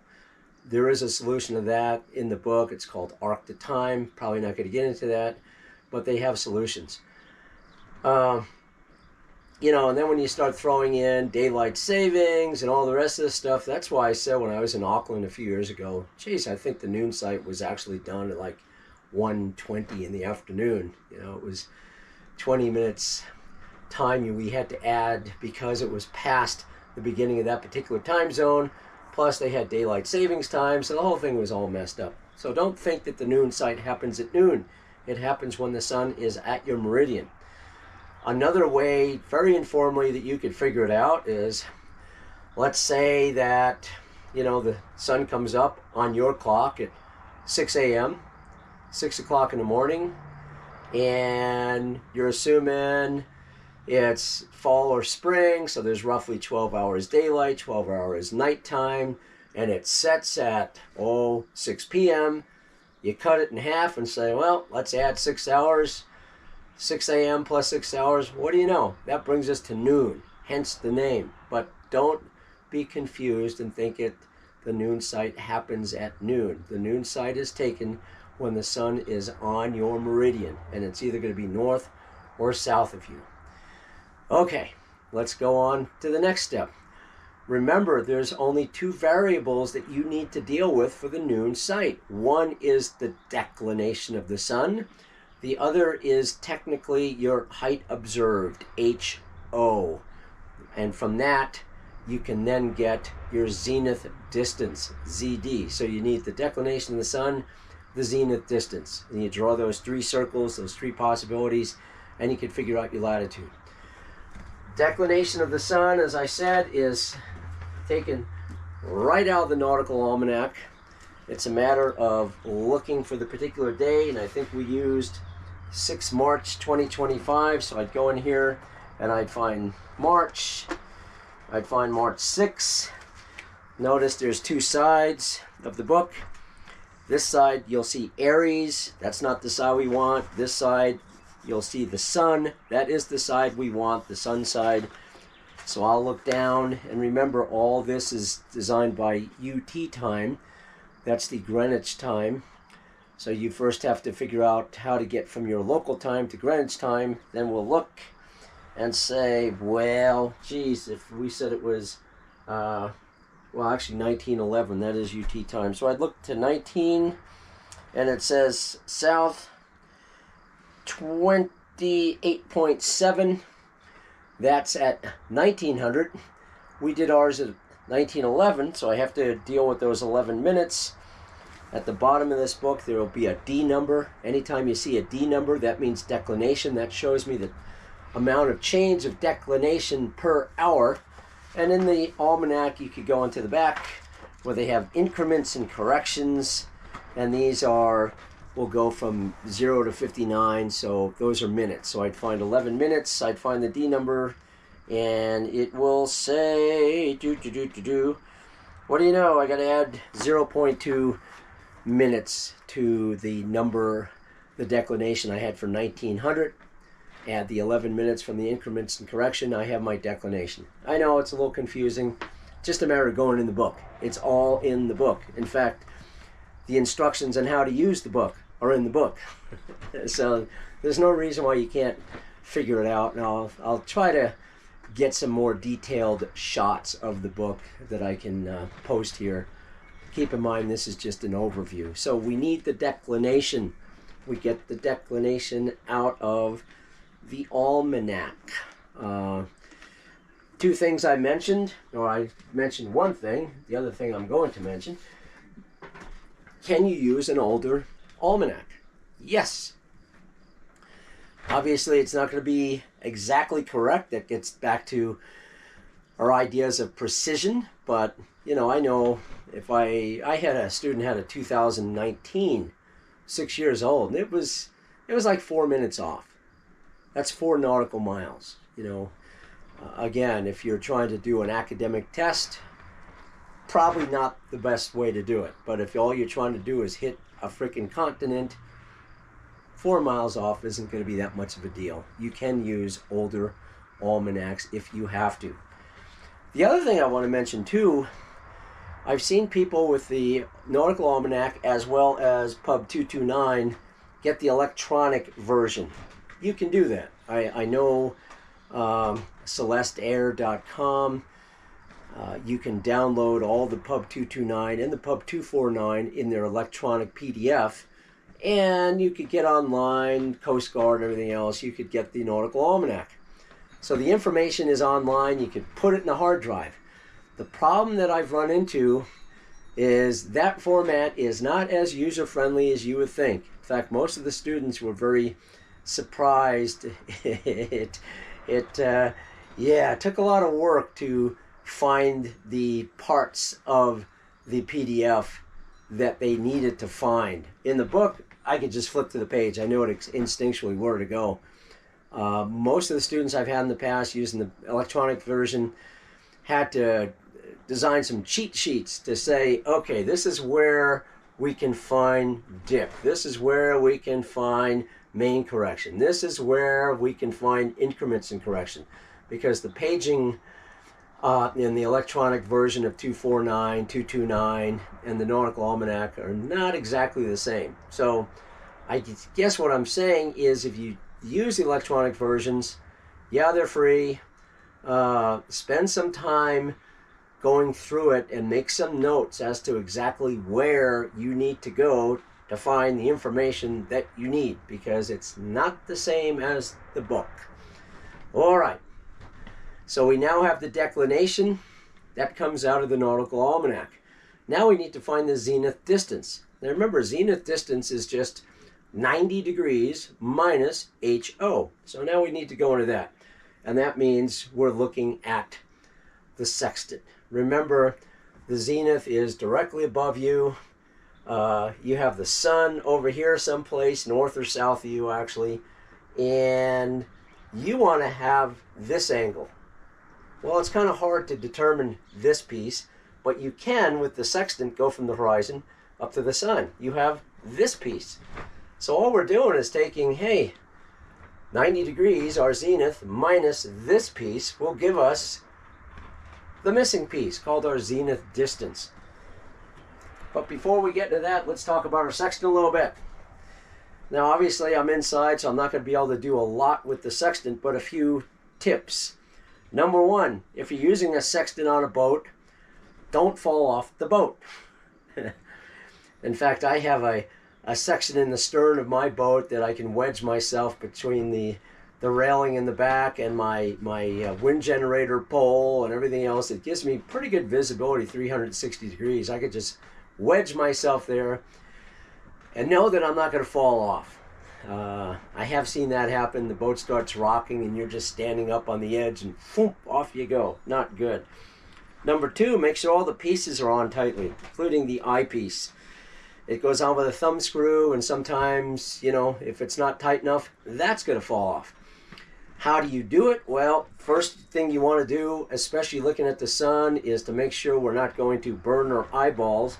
So we have these filters, 2 sets of filters.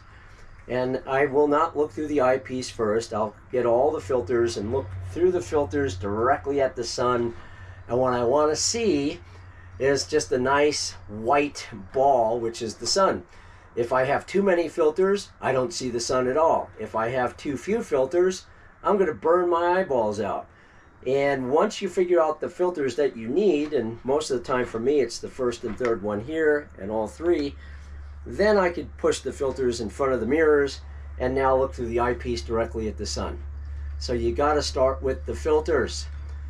Incidentally, it's a great toy to have when you're looking at the sun during an eclipse because, hey, I've got filters. In theory, then we want to set all this to 0.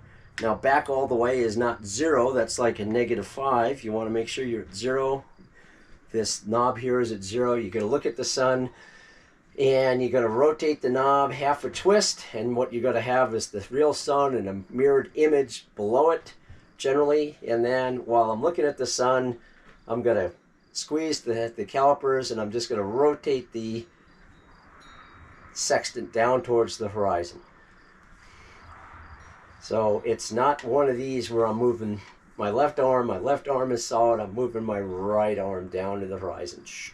Once I get to the horizon, I can fine tune it with the little knob, and I want to get the sun so where the bottom limb of the sun is just sitting on the horizon. That's all I need to do. And from there I could read my angle. That will then be the angle, the degrees and minutes from my horizon to the sun. That's how the sextant works. It's just a high-tech protractor. A few other things that I will mention is once you get the sun relatively to the horizon, and let's say you're taking successive sights to figure out if you're at the meridian, you don't have to keep going up and down all the time. Since I know the sun is someplace on the horizon, all I have to do now is just scan the horizon. Oh, there's the sun again, and I can use the knob to raise or lower it relative to the horizon. I go back another minute later. Whoop, there it is again. So I'm not always going down to the horizon. I could just scan across it at this point. Also, for some reason, I've noticed that the Davis instrument users oftentimes will not take from the sun down to the horizon. They will stay looking at the sun and move the horizon up to the sun. I'm not sure why that works better, but they claim it does, and hey, as long as you get the information you need, I'm not going to complain. Having said that, that then will give you what we call HS, which is height of sextant. That is our H sub S, height of sextant. That is the raw data that we read off our sextant from the horizon to the bottom of the sun, or whatever celestial body you're looking at. That is the angle. But that's not what we need to determine our zenith distance. We have a few more steps. The next step is to get from HS, height of sextant, to HA, height apparent. And for that, there's two things we need to deal with. One, off the sextant. Two, in the Nautical Almanac. So one of the major errors in the sextant itself is what they call index error. In other words, we have this mirror here, and it could be a whole mirror like mine, or it could be split in half, where you have a mirrored section on one half and see-through on the other half. It's only the split mirrors where you'll have an index error. And specifically what we're looking at is if I look at the horizon on the mirrored side and the horizon on the non-mirrored side, I want to see one continuous horizon. If I see a step between them, between the two horizons, the clear horizon and the mirrored horizon, that is in fact what they call index error. It just means that the mirror is not aligned properly, and it can be fixed pretty easily with all the screws. But assuming you don't have a screwdriver to do it, what will we do? We will then go to our little knob and twist it a few degrees to try to get those two horizons so they are the same. That's index error. If you have a whole mirror like mine, no index error. And there's lots of pros and cons for a whole mirror versus split mirror. But now I look at this little knob. This is in minutes. And it's going to go from, it should do it backwards here. It's going to go from 0 minutes all the way around to 59 and 60. If I move this all the way around, I am in fact moving the sextant 1 degree. So now, if to fix this index error, I rotate it clockwise, I go from 0 to 1 to 2 to 3, maybe I go to 3. The index error I will have is 3 minutes, and technically it's called on the arc. If I go the opposite direction, 59, 58, 57, the index error I will have is also 3 minutes, but now it's called off the arc. If it's on the arc, if it's on, I got to take it off. If it's off, I've got to put it on. In other words, if I have 3-minute index error on the arc, I need then to subtract 3 minutes from my HS. If I have 3 minutes off the arc, I need then to add 3 minutes to my HS.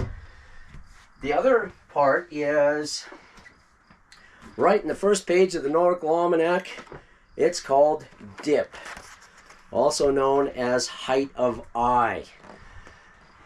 In theory, you should have the sextant right on the surface of the water to get the angle to the sun or the celestial body. But you're not at the surface of the water. You're standing on a boat.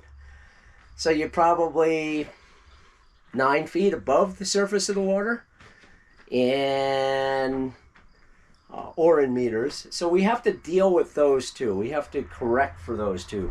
So let's say, as an example, our HS is, I don't know, 45 degrees, 30 minutes. And I have an index error of 3 degrees on the arc, and my dip 9 feet. Dip is always going to be minus. It says we have to subtract 3 minutes. So 45 degrees, 30 minutes. It's on, take it off. Minus 3. Dip minus 3. So our HA will now be 45 degrees, 24 minutes. That gives us HA. We've dealt with those two variables. There's always going to be a dip. It's always going to be a minus because you're above the surface of the water. And the index error, there may or may not be. You can actually fix index error. You just look at the instructions for your sextant. It's a matter of twisting that main index mirror by moving some of the screws that hold it there. So that gives us our HA. Now we need to go to HO. Height observed. And there, again, in the book, very first page, is what you'll find as a main correction. Now, once again, the electronic version will have this, but it's not on the very first page. It's kind of a pain in the ass to find. What is the main correction for the sun? Well, remember, as a practical matter, we got the bottom lip of the sun onto the horizon, but we actually want to have the exact center of the sun. That's what we're looking at. So how do we deal with that? That's what's dealt with the main correction. And there's a main correction for the sun, there's a main correction for the moon, there's a main correction for the stars and planets, and then there's a secondary correction for the planets of Venus and Mars. So when we get into our 5 steps for a site reduction here in a little bit, the only difference between celestial bodies, whether you're talking about the sun, Venus, Mars, the stars, planets, or the moon, is going to be this step from HA to HO, because the main corrections are going to be slightly different. Anyway, so how does this work? Well, in the main correction, it splits it up into months. October to March, April to September. I'm in October to March. Has lower limb, upper limb. I'm in lower limb. And then the left side says apparent altitude. That's my HA. So I go down here to where it says, I can't even read it, 45 degrees. It's not going to be verbatim. It's just going to be a range. And it says add 15.3, 15 minutes, 0.3.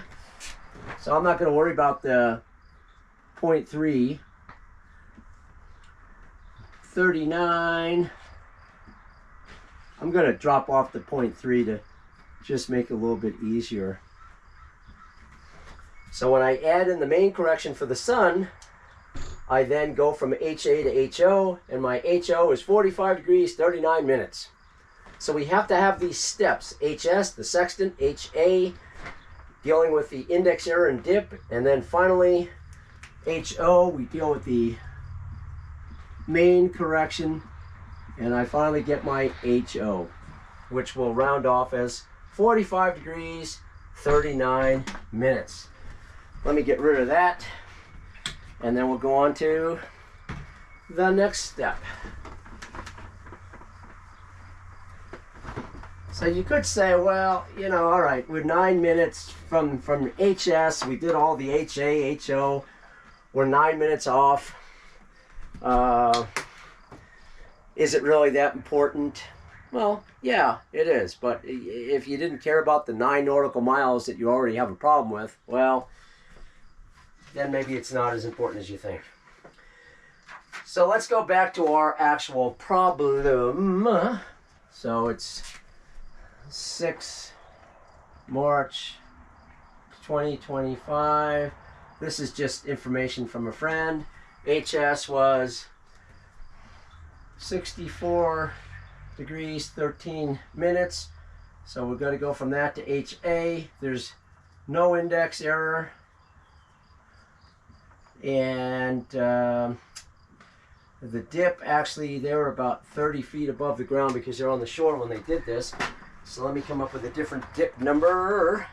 Dip, dip, dip, dip, dip, dip.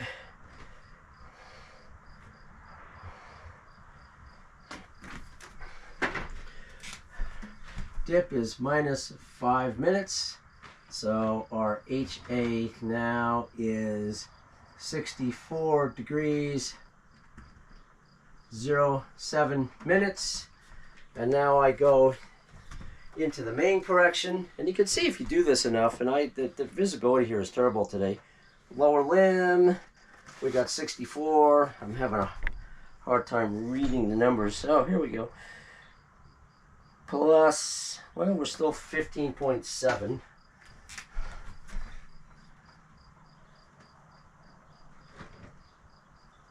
I'm going to drop off the 7 again. So our HO is 64 degrees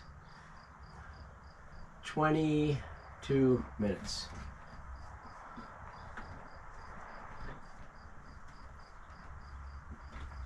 So we've gone from HS to HA to HO. And again, if you have questions on doing that, you can certainly send me an email. That will all be listed, and ask. But those are the steps. And remember, the only difference between the celestial body you use is going to be the difference between that step HA to HO. Oh, let me put this up here. 6 March 25. So we have our HO. So to do our noon sight, we have to come up with the 2 things: zenith distance and the deck. Zenith distance is going to be 90 degrees minus HO. I put it down. Remember, 90 degrees is the same as 89 degrees 60 minutes. So 89 degrees 60 minutes minus 64 degrees 22 minutes. That's what? 25 degrees and 38 minutes. Is that correct? Yep. So this is my zenith distance. The deck, I go into the Almanac for 6 March. And again, once you do this enough, this is how fast you can do it. I actually didn't take these numbers. It was given to me. So 6 March, and we said 1911 south, 5 degrees, 20.7. South, 5 degrees, 20.7. The D number is 1.0, which was 0.0 20.2. So our deck south 5 degrees 20.5 degrees 20.5 minutes. So we have our two pieces. We have our zenith distance and we have our declination. Now, as I said, we draw our circle. So we're in Mexico. So we're up here in the north. The sun says south, so the sun is down here in the southern hemisphere. The angle between the equator and the sun is the deck. The angle between the equator and the boat is the latitude. That's what we're looking for. And the angle between the boat and the sun is the zenith distance.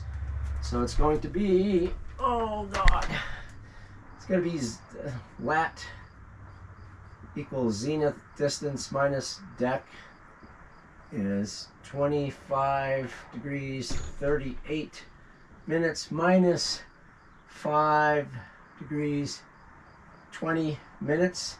So the lat is 20 degrees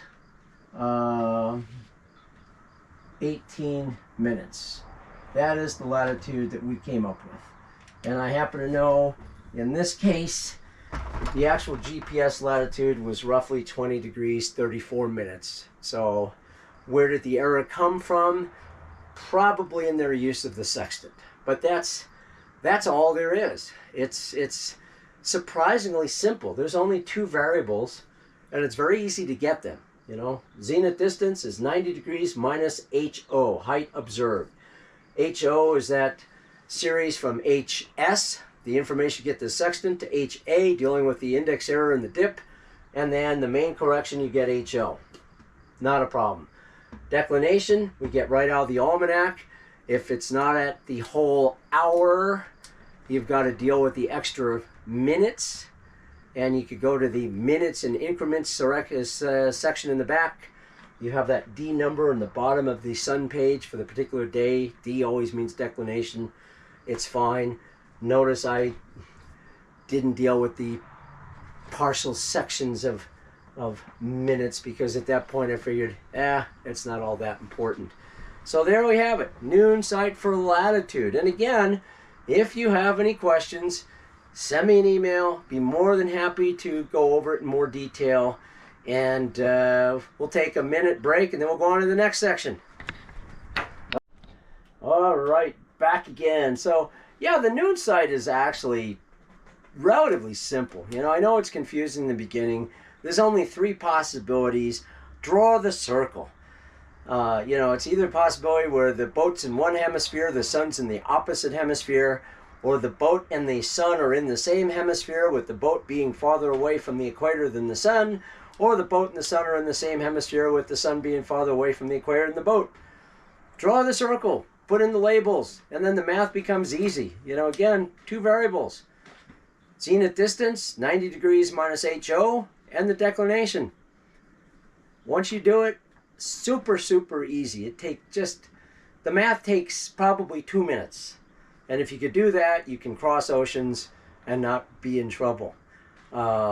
Likewise, you could use kind of, I call it the reverse engineering of that. So let's say that, you know, you're looking at your zenith directly above you and you see, I believe it's the star Arcturus, which is declination north 19 degrees. And you're trying to get to the Hawaiian Islands, which is declination north 19 degrees. Well, as long as every day you look up or every night and that star is directly above you at your zenith, you got to hit the Hawaiian Islands. So this stuff is not rocket science. Actually, it is rocket science, but with a small r, not a big R. But it's surprisingly simple. You just got to practice. As I just spoke to my friend, it's like riding a bicycle. You know, in the beginning, it's like, oh my God. And then one day you just take off and it's like, this is easy. And you're going to find celestial navigation in general. Noon sight specifically is like that. Okay, let's talk about another way that you can determine latitude. And this is in the northern hemisphere. And it's called latitude by Polaris. And again, it's in the Nautical Almanac. There's an entire section. Polaris tables. It even tells you how to do it. there's a formula.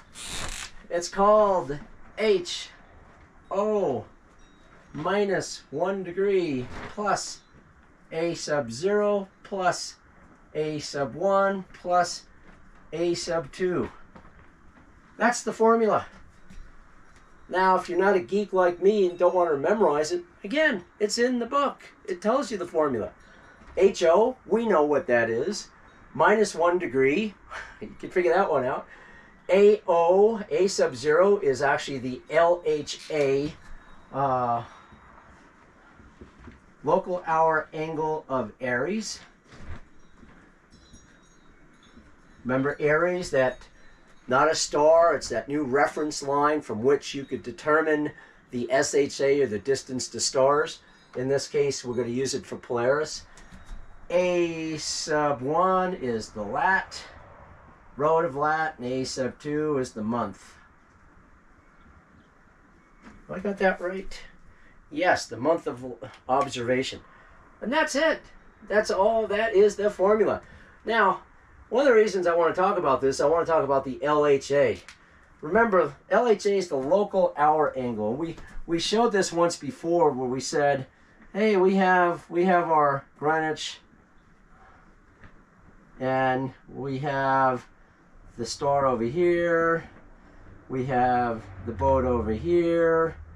We said we know this is longitude, we know this is GHA, this is longitude. And I said, what's this? And we said, oh, that is the LHA. That's what it is. Now, it's a little more complicated than that. Once again, thanks to our British friends that broke longitude into east and west. If you're in the Western Hemisphere, LHA is going to be the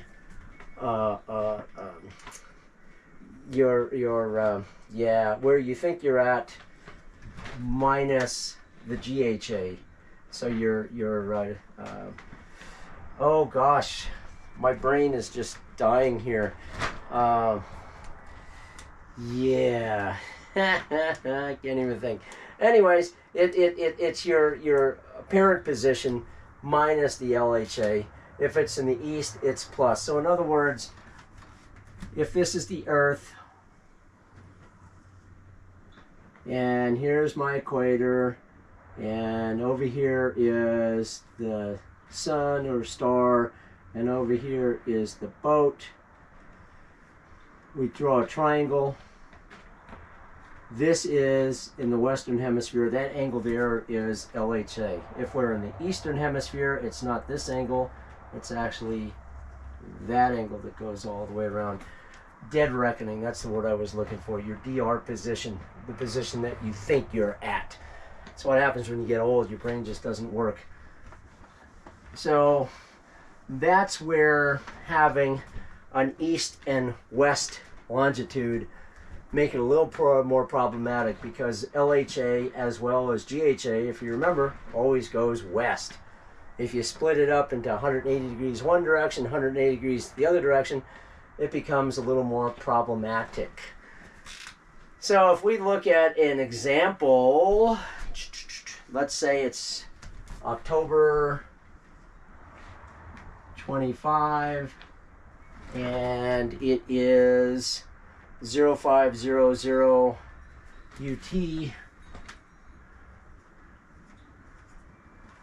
and our DR longitude, dead reckoning longitude, where we think we're at, let's go with 40 degrees 30 minutes west. So that's the information we come up with. So now we could go into our little almanac for October 25. There's October 25, and now I'm not looking at the sun, I'm looking on the other page for Aries at 0500. It says 108.50 is the deck. So Aries, GHA, I said decades, so GHA is 108 degrees, 50 minutes. So remember, the LHA is going to be the GHA minus the DR. So we want to subtract 40 degrees, 30 minutes. So 68 degrees, 20 minutes is our LHA of Aries at that time. So now I just go into the book, into the Polaris section, and I pull out numbers. So it starts with the LHA of Aries. I've got to go across the top until I get the zone of 68. So it's going to go 60 to 69. And with the 8, LHA of Aries is going to be 26.8. Right out of the book. 26.8 is the LHA of Aries. I'm going to continue that same column down to the next section, which is going to be for the latitude. It says 0.6. 0.6 is the lat. I'm doing it this way because when I'm going to add all this stuff. And then I continue down for the month, and it says 0.4 is the month. So right out of the book, it's going to be yeah, 40, 30 minus 1, that's 39, 30, and then I start adding all these other things. 39, 30, 39, 56, 57. So basically, when I subtract and add all these things, I'm going to end up with 39 degrees. Is that correct?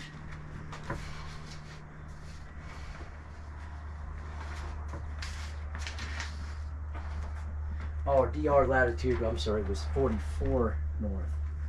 That's where we thought we were. That's why it's not. Minus 1, 40, 43. And then I start adding the pieces back. So at the end, we end up back where we started. 44, about 37 minutes. So, yeah, I'm rushing this.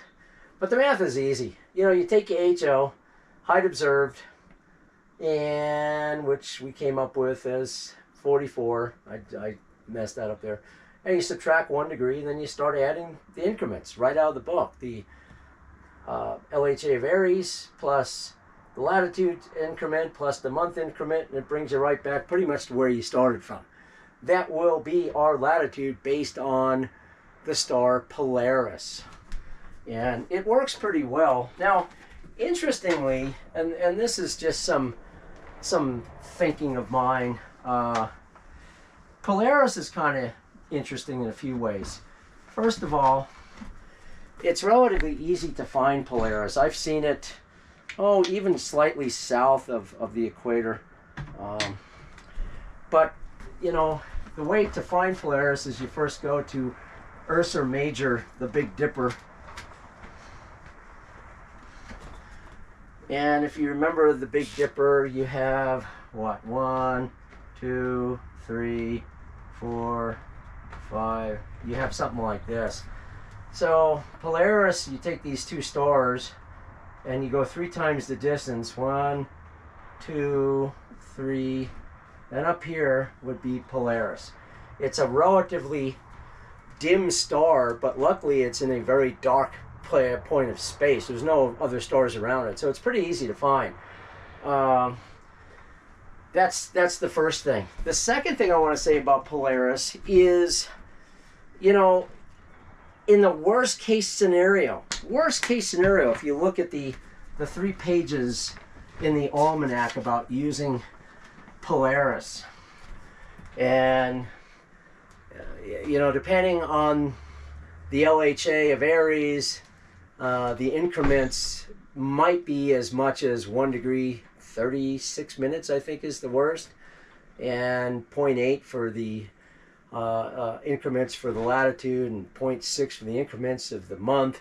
So I mean, you know, you roughly 1 degree 39 minutes, give or take. In other words, what I'm saying is, if you go to the formula, you start with HO and you subtract 1 degree, worst case scenario, you're adding 1 degree 39 minutes. So if you didn't even do the math and you just went with the star Polaris and you messed everything else up, you know, you wouldn't be more than about 39 nautical miles off your actual latitude.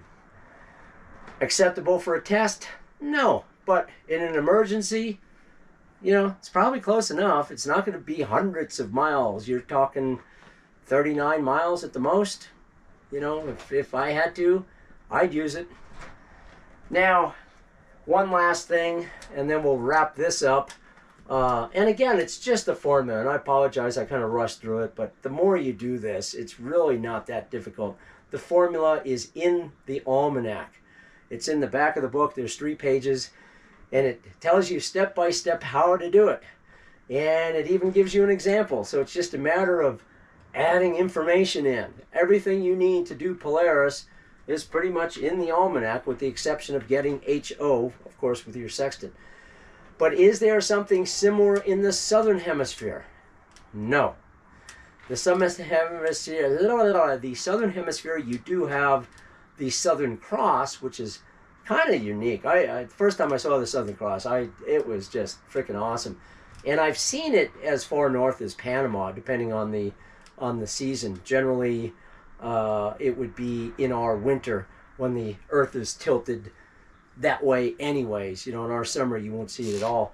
But the thing about the Southern Cross is you'll start off with these 2 relatively bright pointer stars, and they'll point to, it's basically a triangle. It's going to look kind of like that. You know, that is the cross. So if I were to take this, and I would find the median here and go down, where these cross at that point, if I just drop straight down to the ground, that would be pretty close to due south in the southern hemisphere. So they don't have a formula like Polaris, but if you knew what the Southern Cross looked like, and you knew enough, all right, that line and the median of that line where they cross, just straight down to the ground, that would be south in the southern hemisphere. I never had a problem finding south in the southern hemisphere. You know, I just had to see it one time, and then forever it's in your mind. Now there is, I noticed, I don't know what it is, there is another diamond-shaped body in the southern hemisphere. It's slightly larger than this, but it doesn't have the 2 pointer stars. And these 2 pointer stars are very obvious. They're very bright, and you can see them. They're very distinct. But that is the Southern Cross. So no, you don't really have anything in the southern hemisphere like Polaris to determine latitude, but you can use the Southern Cross and the pointer stars to get a pretty good idea of where south is. So, you know, just a matter of getting out and sailing around the world and having fun. You pick all this useless trivia up.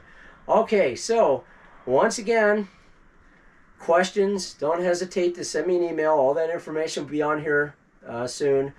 What we're going to get into next time is the actual 5 steps for a site reduction using HO229 and the Marcq Hilaire altitude intercept method. All right, so Polaris, latitude from Polaris, the North Star. It's just the formula, and I have an example problem, but there's a few things I want to mention because it will translate to our ultimate goal, which is the 5 steps for a reduction, sight reduction. First of all, latitude by Polaris is not the same as latitude from the sun. If you recall the sun, you'd get the zenith distance and the declination, and wallop zam, all of a sudden you come up with latitude. This one doesn't work quite that way. Firstly, you have to assume, make a guess as to where you are. And it's called DR, dead reckoning. Or maybe it's called deduced reckoning. Same words they use in flying airplanes, actually. A DR latitude, a DR longitude. It's a guess. And I've had people ask me that in the past. You know, it's like, well, okay, I got abducted by a space alien. They rendered me unconscious. And then all of a sudden I woke up in a boat in the middle of the ocean. How do I know where I'm at? Make a guess. It could be totally wrong, but from that guess, you can slowly work to exactly your position. It's called a DR latitude, DR longitude. So that is how we will start the process of determining latitude from Polaris.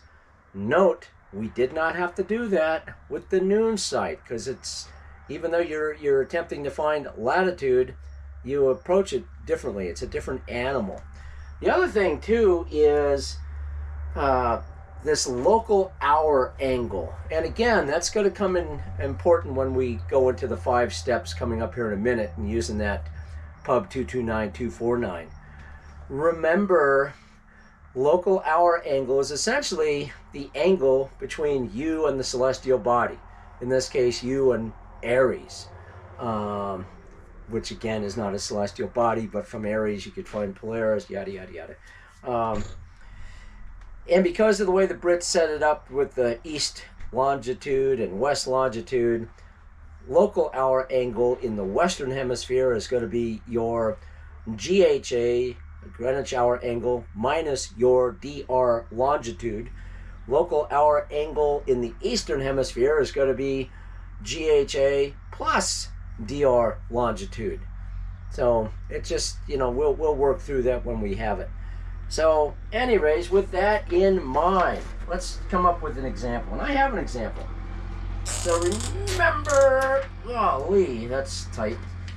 The formula for lat from Polaris is your HO, which we spoke about, minus 1 degree, plus A sub 0, plus A sub 1, plus A sub 2.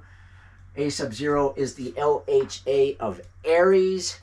A sub 1 is your DR latitude. A sub 2 is the month of observation.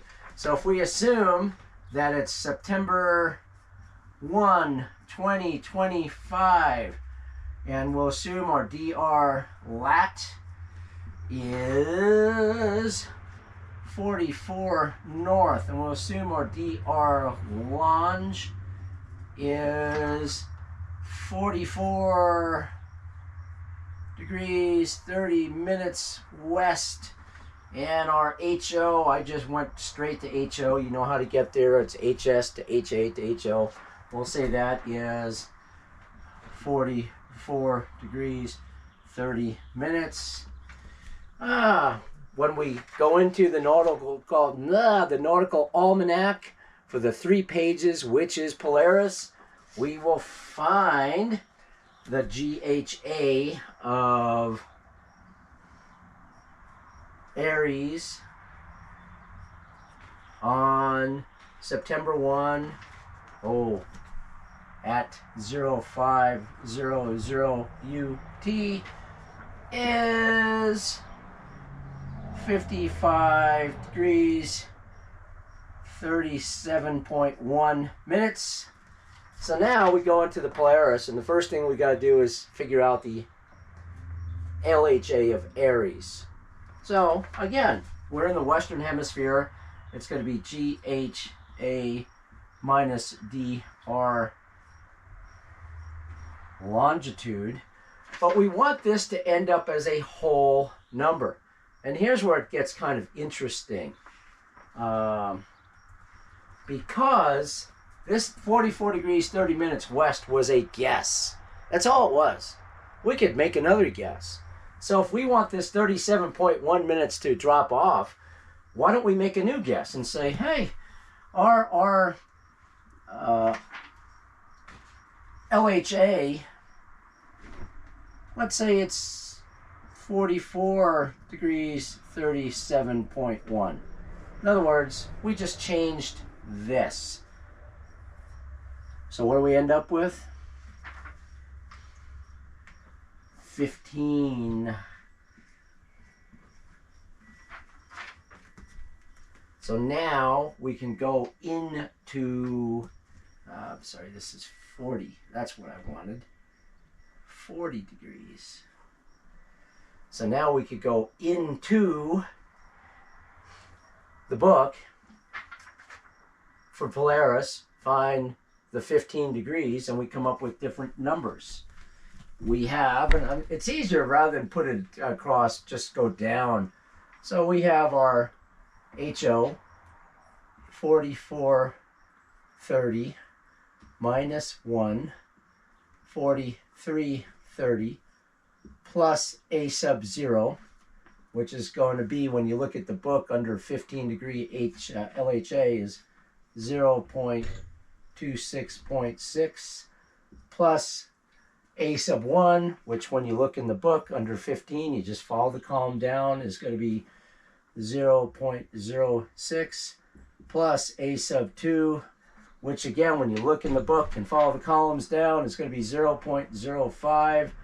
So we add all that back and we end up with 43 degrees, 27.7 minutes. And that is our latitude using Polaris. So again, it's very simple. It's just a matter of following the formula. And the formula is in the book, in the Almanac. And again, I find it, even though it's easier to write it out going horizontally to do the math, it's actually easier to do it vertically. We introduced this concept of dead reckoning latitude, dead reckoning longitude.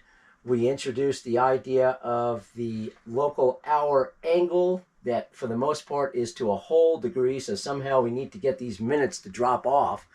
And it's fairly easy to do if you don't overthink it by saying, well, this was a guess, so I could change this as a guess and say, you know what, I'll come up with a different guess. We'll make it 40 degrees, 37.1 minutes. That's another guess. Equally as valid, but by doing that, when I subtract the 4037.1 from the 5537.1, I end up with a whole number, 15, as my LHA. And we'll see that quite often. And again, when you look into the Nautical Almanac under Aries, you'll have columns. You'll have A sub 0, A sub 1, A sub 2. And the columns are broken down by the local hour angle, 0 to 10, 10 to 20, 20 to 30, 30 to 40. And those are the columns that I went down.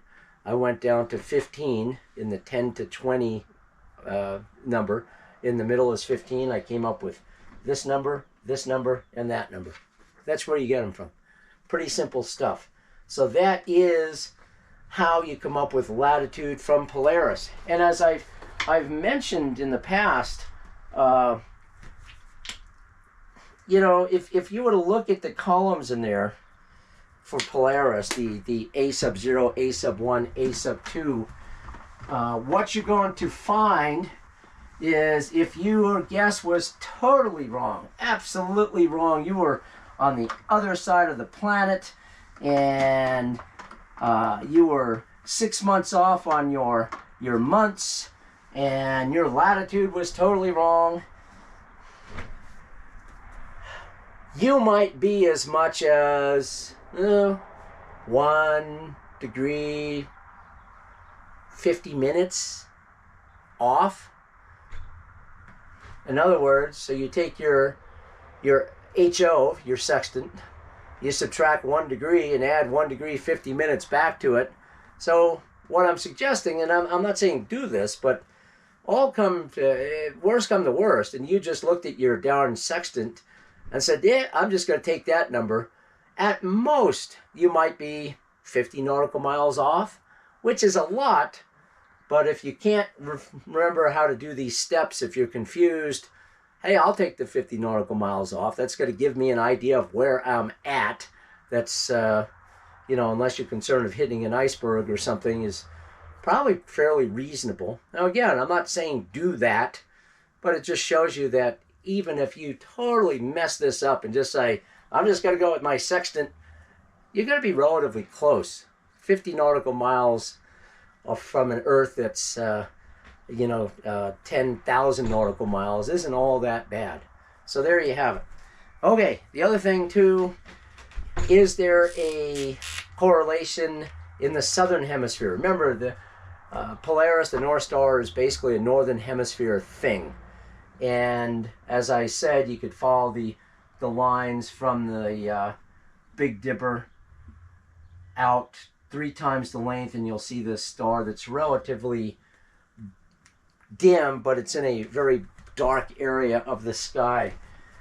And unfortunately, there is no correlation with the southern hemisphere. The southern hemisphere has the Southern Cross, but you really can't determine latitude from the Southern Cross. You could determine where south is, but you can't determine latitude. And the Southern Cross is pretty unique. You've got these 2 pointer stars. They're very bright. And then over here you'll have this kind of like diamond shape. And if you were to follow the diamonds, that's the cross. But anyways, the way you find south is you'll bisect this and go out this way, and you'll take these 2 stars and go that way, and where these 2 points intersect, you'll just drop straight down to the ground, and that will be south using the Southern Cross. And it's a pretty cool thing to see. I mean, I've seen it as far north as Panama in the winter when the Earth is kind of tilted towards the southern systems anyways. You know, up here in California area, not a chance you'll ever see the Southern Cross. But boy, the first time you do, it's such a cool thing to see. So anyways, that is latitude from Polaris. And again, it's useful, but it did introduce you to 2 concepts called dead reckoning, or deduced reckoning, latitude and longitude, and local hour angle. And again, questions, send me an email. Be happy to answer them. All right. So we're almost done with this whole thing. So the last part is how to determine latitude and longitude together, which is actually fairly easy. It's just 5 little steps. That's what I tell people, and then they throw rocks at me when they try to do it. But it's actually pretty simple to do. And what I want to do now is give you the overview of what we're doing, go through the steps, and then we'll come up with an example problem. I've got an HS from friends of mine in Mexico, so we'll use that as our example. And then at the final end, we'll show you how you can actually replace the Pub 229, which is basically a calculator, with your actual calculator, and just do trig functions. So, you know, for the real nerdy people out there, we can throw that out so you can play with that as well. But it's not as bad as you would think. So, getting back, if we have our Earth, and here's the equator. Up here we have the North Pole. Down here we have the South Pole. We'll change this. We'll call it the elevated pole. Why not? And here we are over here. Well, actually, let's do this. Here we have the sun over here right now. And we have our boat over here someplace. Now, of course, this would be AM, anti-meridian, because the sun is east of us. You're going to see how that's going to change here as the day goes on. But we can, in fact, make a triangle. We have from the boat to the pole, from the pole to the sun, from the sun to the boat. we have a triangle. And we can solve all these things using trigonometry. First of all, this angle up here, we know that's LHA. We can determine the distance of this line because we know the distance of this line. From the equator to the boat, we already know what that is. That's latitude. We can determine the distance from the sun to the pole because, again, we know this line. This is declination. So this line here would be 90 degrees minus the dec, sometimes called codec. This line here would be 90 degrees minus the lat, sometimes called colatitude. So we have all these pieces that we could play with. What we're not sure is the length of this line. Of course, this is our zenith distance. You know, are we here, or maybe we're closer to it, or maybe we're farther away for it.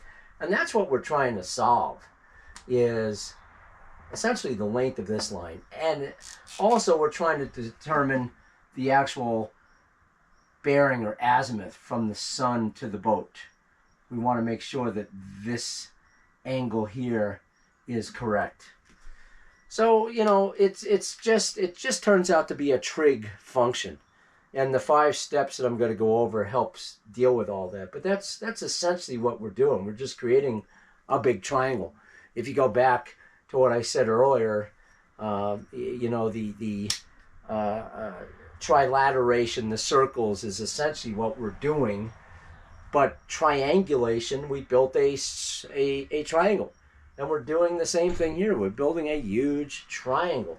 Now, one of the things that's particularly interesting is as the day goes on, the sun starts to move west. And at some point, the sun and the boat are on the same line. You know, as the sun is moving and moving and moving and moving and moving, at some point the sun and the boat are at the same line, the same meridian. And of course, what do we know that's useful there? That's when we're actually doing our noon sight.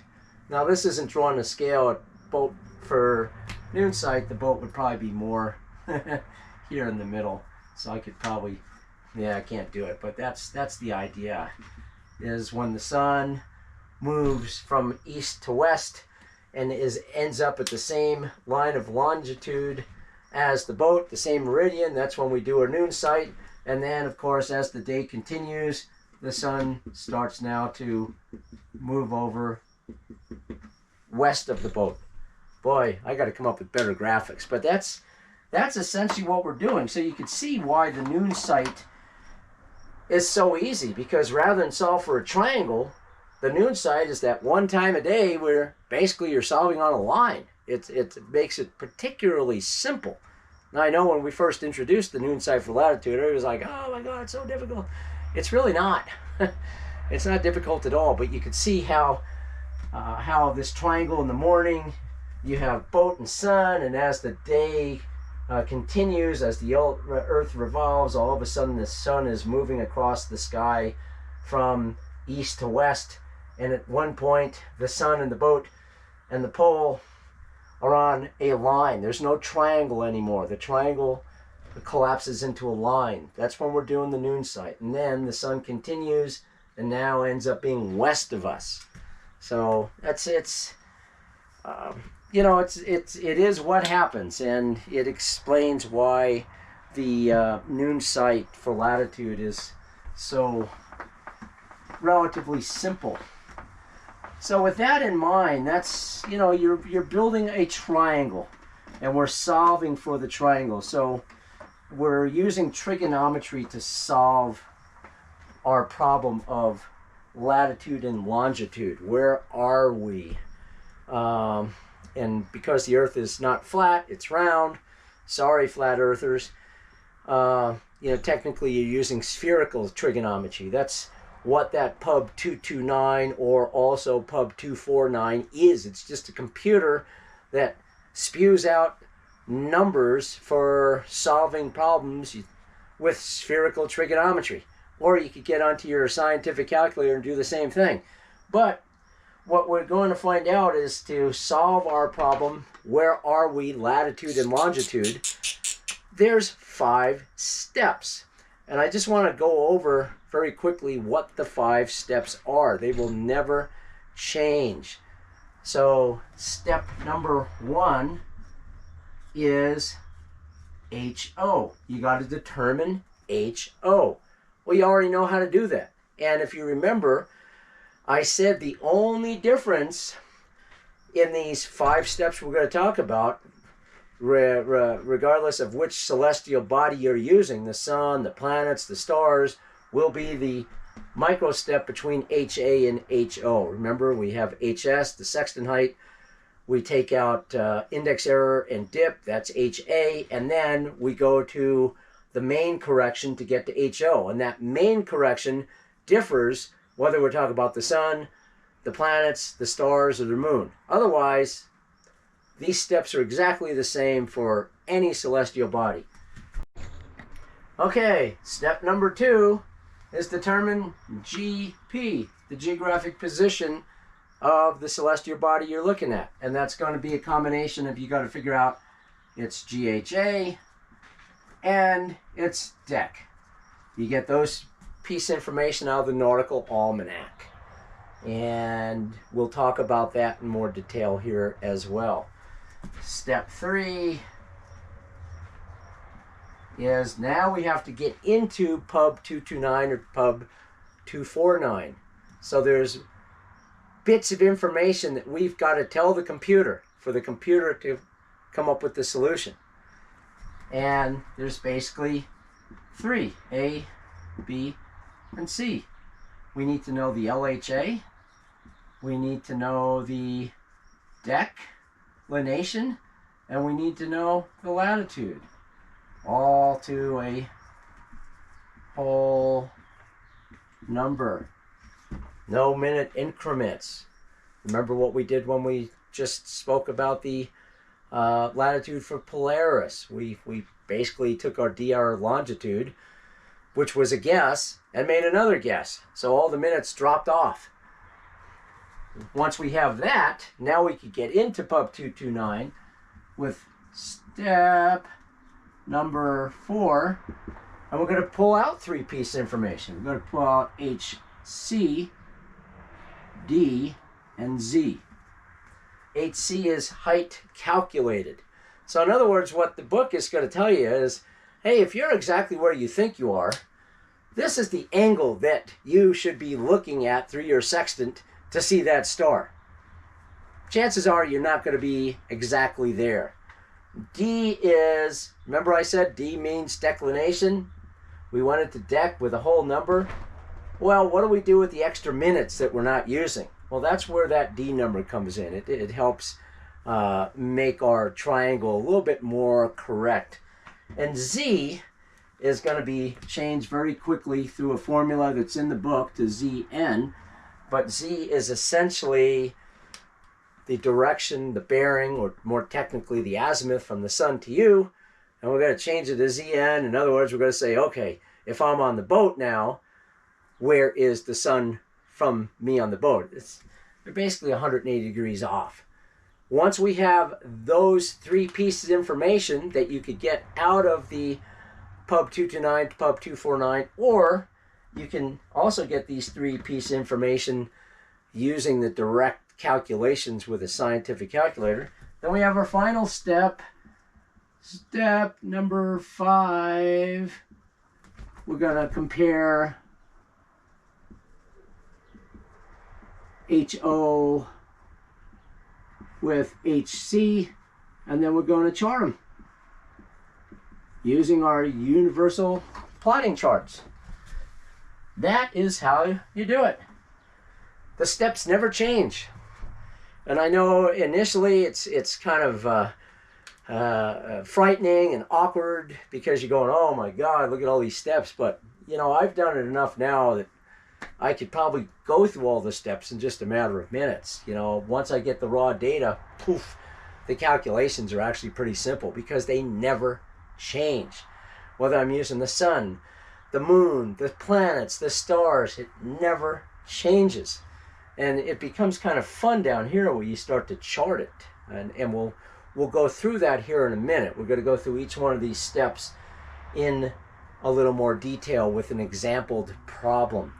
And then once we're done with that, well, basically now you know how to determine latitude and longitude.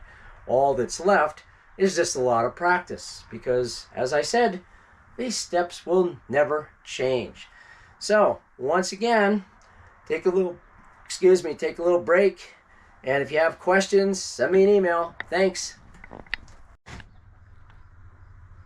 All right, so let's do a problem, an altitude intercept problem. In other words, determine latitude and longitude. We're going to go through the steps. Specifically, we're going to be using Pub 229 and the Marcq Hilaire altitude intercept method. Yeah, we spoke about Pub 249, which is the air site reduction tables, not nearly as accurate as Pub 229. But keep in mind also, there's probably a half dozen site reduction methods out there. Heck, there's one in the Nautical Almanac. So don't think this is the only way to do it. But what you will going to find out as we go through this, the 5 steps that we just spoke about, is we're going to solve for some of these things. So here's my awful circle Earth. The blue are known facts. The red are what we're going to determine using our 5 steps. So, of course, we have the GP, geographic position, in this case the sun. We have an assumed position, kind of where we think we're at. We have the North Pole. We're going to create a triangle. We spoke about that. This distance of this line is 90 degrees minus the declination. The distance of this line is 90 degrees minus the latitude. This is our local hour angle, the LHA. This red line between our assumed position and the GP is the zenith distance, which of course is yet to be determined, but we know it as 90 degrees minus HO. This angle here is ZN. It's basically the direction, the azimuth, the bearing between our AP and the GP. This A is the intercept distance, hence the Marcq Hilaire altitude intercept, which will eventually give us this line here, which is our LOP. Okay, so 5 steps. They're pretty easy. But before we start, we have some basic information. The date, 6 March 2025.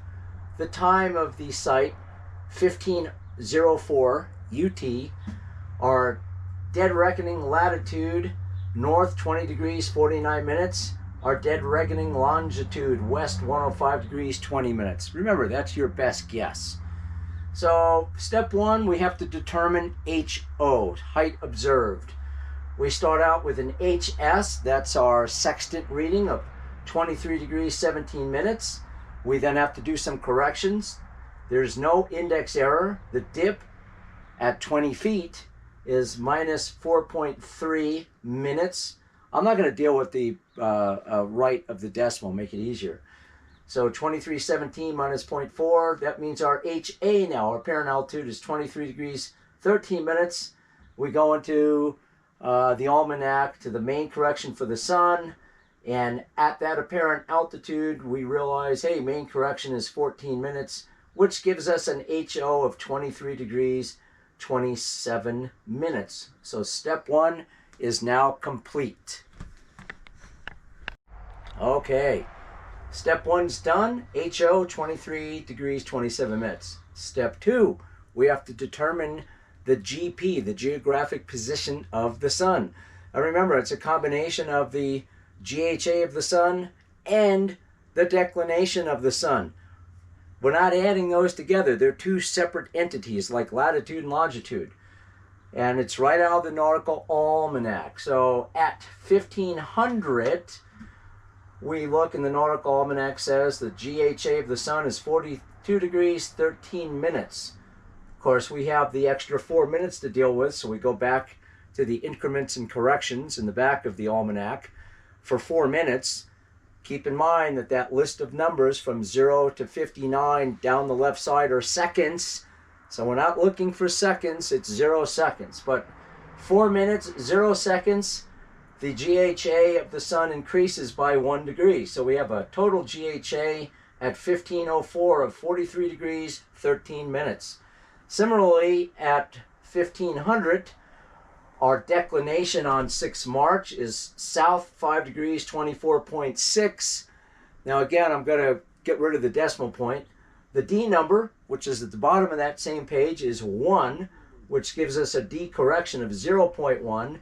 So technically at 1504 on 6 March, our declination is south 5 degrees, 24.5 minutes. And we're going to break that up to south 5 degrees, 24 minutes. So that's our step 2. That is our geographic position. Now keep in mind, I'm rounding things up. If you want real precision, we wouldn't round off these decimal points. If you want real precision, since the geographic position is very time dependent, we'd have seconds involved with this. And if you took an academic test, that's where you'd find the, and the clock is 2 seconds fast or 2 seconds slow, so you'd have to adjust the clock and so on and so forth. But I'm not going into all that detail. Remember, this is a game of precision. You know, for an academic test, yeah, decimal point, seconds, everything counts, but we're just trying to give you an overview. So we now have the first 2 of the 5 steps complete. All right, step 3, we're going to enter into Pub 229 or Pub 249, which again is nothing more than a computer for solving spherical trigonometry. We talked about triangulation back in the definitions, or the, you know, how does it all work, but the Earth's surface is not flat. So it's not just a trig problem, it's a spherical trig problem. But to get into Pub 229, we need 3-piece information: LHA, declination, and latitude to a whole degree. So we could start with some of the others. Based on our DR latitude, 20 degrees 49 minutes, let's figure and say, okay, we're going to go with 21 degrees. Now, if we want 20, it would still work. I'll explain that more when we get to the actual charting. You'll get the same answer. It's not that important. As far as declination, well, whole degree, I'll go with 5. Now again, south, north, doesn't matter. What we're going to see when we go into Pub 229 is one page will say same declination, same as latitude, and the other one says declination contrary to latitude. Basically, the boat's in the northern hemisphere, the declination's in the southern hemisphere, so we'll use the contrary page. Now the LHA is a little more complicated because remember, because there's east and west latitude, thanks Britain, the LHA in the western hemisphere is going to be GHA minus the DR longitude. In the eastern hemisphere, it'd be GHA plus the DR longitude. So basically what we need is 2 things. First, we need to get rid of the minutes. Remember, we have a whole degree. So our DR longitude is just a guess. And we said 105.20 was the guess. And of course, our GHA is 43.13. We need these numbers to drop out. So let's change our guess. Instead of 20, let's say, you know what? All right, our guess is 105.13. So that will solve that. But how do we subtract 105 from 43? Remember, this is 43. It's a circle on the Earth. So 43 starting from north would be, I don't know. This is not to scale, but just give you an idea. That's 43. But we could say, you know what? Let's go 360 degrees. And it'll bring us back to that same point. So we could actually add 360 degrees to the 43 and come up with 403 degrees. And that would give us the same idea. we're just going all the way around. So 360 plus 403, it doesn't change the position. We've just gone all around the circle. So now when we actually subtract this, we end up with an LHA of 298. In other words, 403 minus 105 is 298. So again, we've done two things. We've changed our DR longitude, our best guess, from 105.20 to 105.13. So those 13 disappear. And because 43 is difficult, 105 minus 43 is kind of a weird number to come up with. We just added 360 degrees, went all the way around the circle, right back to where we started from, and now we could do the subtraction. So, step 3 is now done. LHA 298, declination 5, latitude 21. All right, so now that we've got the information we need to get into Pub 229, now we got to get some pieces of information out of Pub 229, specifically HC, D, and Z. Now let's talk a little bit about Pub 229 first. It's broken up 6 volumes by latitude. So we are 20 degrees north, so I've picked the latitudes 15 to 30. That puts us in the correct book. And when you look in the book, the first half of the book will be for latitudes 15 to 22, and the second half of the book will be from latitudes 23 to 30. So, of course, we are 21. That puts us in the first half of the book. Additionally, as I said, there's the same as page, and then the mirror image is the contrary page. Same as meaning that boat and the sun, in this case the sun or any geographic body, is in the same hemisphere, north or south. Contrary, in this case, boat and sun are in the opposite hemispheres. Well, we know the boat's in the north and the sun's in the south, so we're going to go to the contrary page. So basically, we're going to go in it with the LHA to 298, 298, and then we're going to just, oh gosh,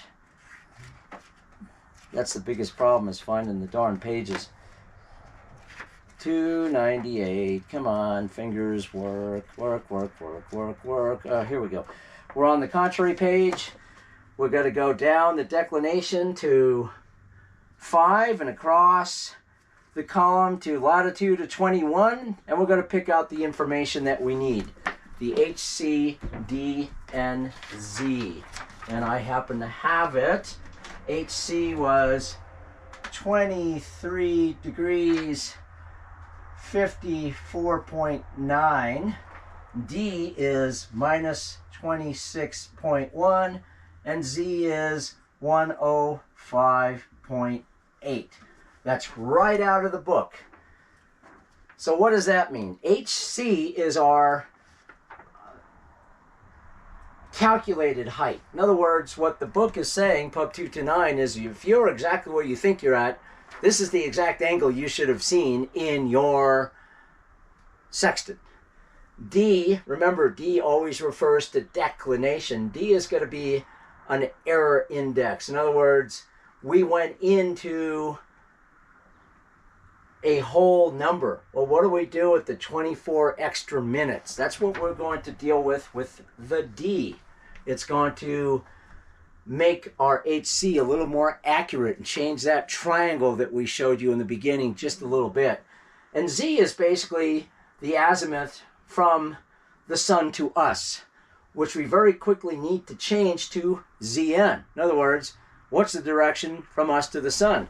Luckily, that formula is on every page of Pub 229. In the top left, it says north latitude. In the bottom right, it says southern latitudes. We're in the northern latitude, so the rule is LHA greater than 180, ZN equals Z. Well, the LHA is greater than 180, so ZN equals Z. So our ZN is 105.8. let's talk about that D number a little bit. Again, we went in with a declination, a whole number. Well, what do we do with the 24 minutes? Now, there is a chart in the book that explains it. I find it infinitely confusing. But basically, we're going to look at this as a ratio. Remember, minutes are just 1/60th of a degree. So if we take our 24.5 minutes, multiply it by the D number, which is 26.1, divide the whole thing by 60, what we end up with is 10.65. Well, I'm going to forget the 6.5. So in other words, we have our HC 2354 minus, remember this was a minus number, so that's where that comes in. If it was a plus, I'd add it, minus 10. So we end up with 2344. So our corrected HC is 2344 minutes. And that's all that D is. You know, if you just think in terms of D is always dealing with declination, the D number that you'll get out of Pub 229 or Pub 249 just changes that triangle ever so slightly and makes your HC a little more accurate.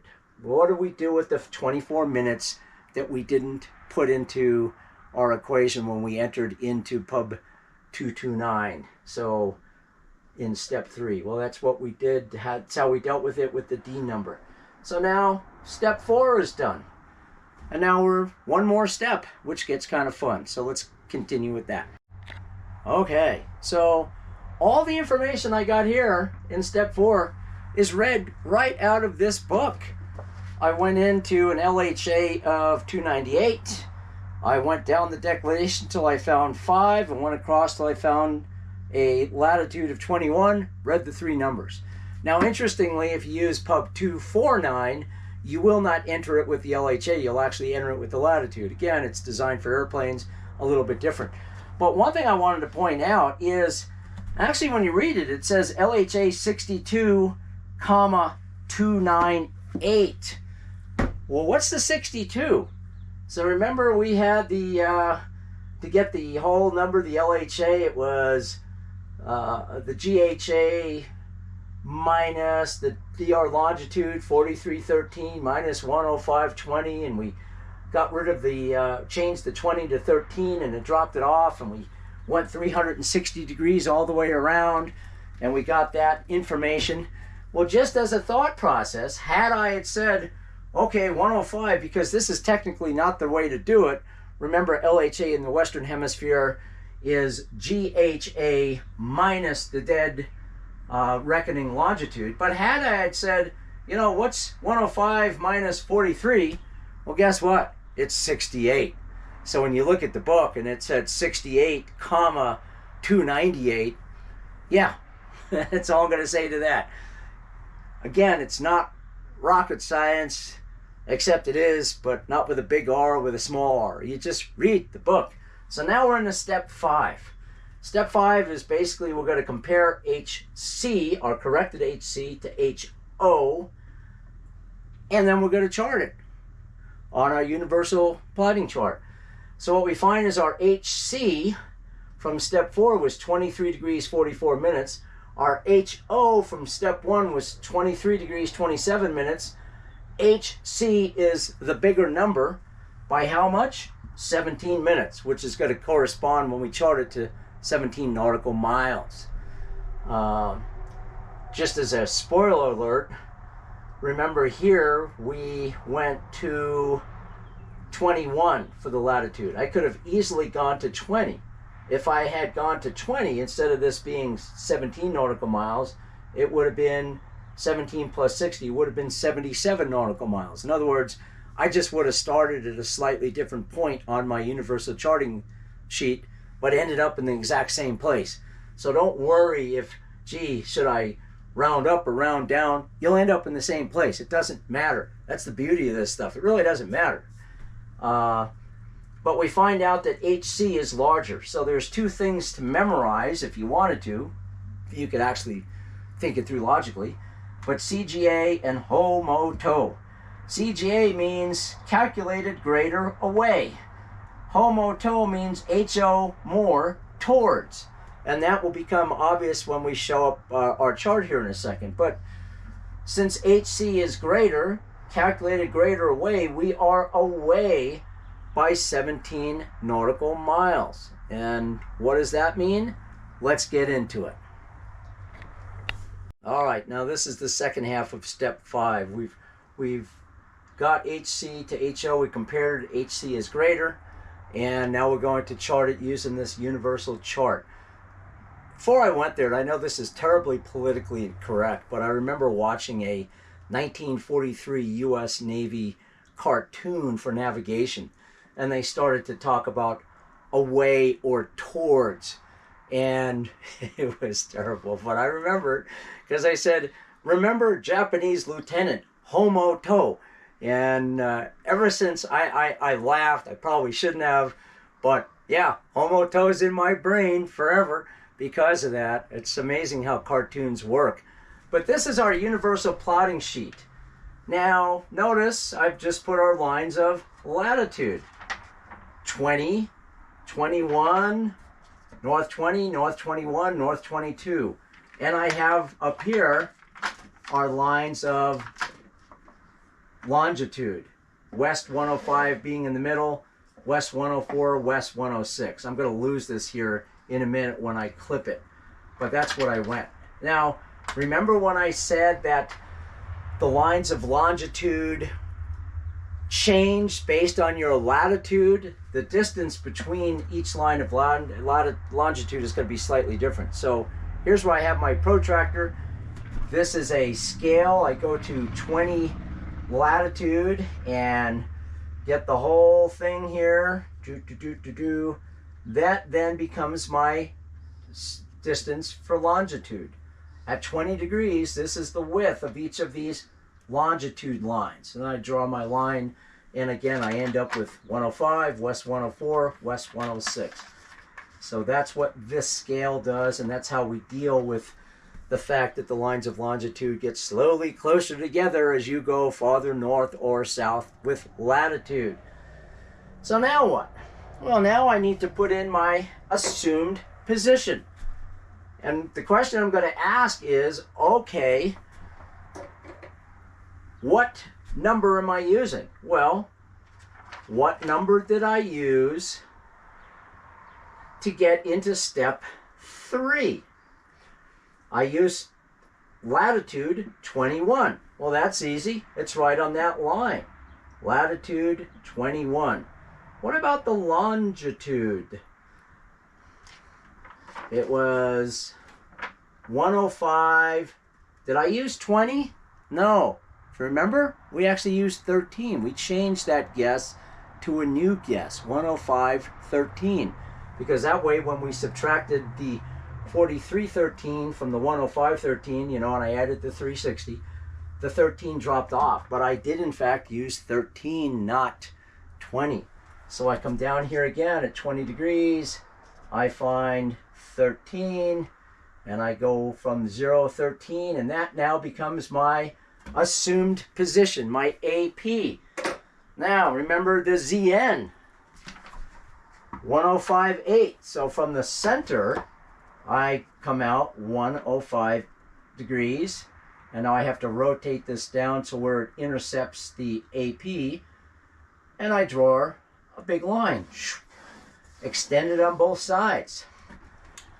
I know the sun's over here, and that makes sense because 1504 UT, that would put it at probably 9:04 in the morning. So the sun is definitely going to be east of me, actually southeast of me, so that makes sense.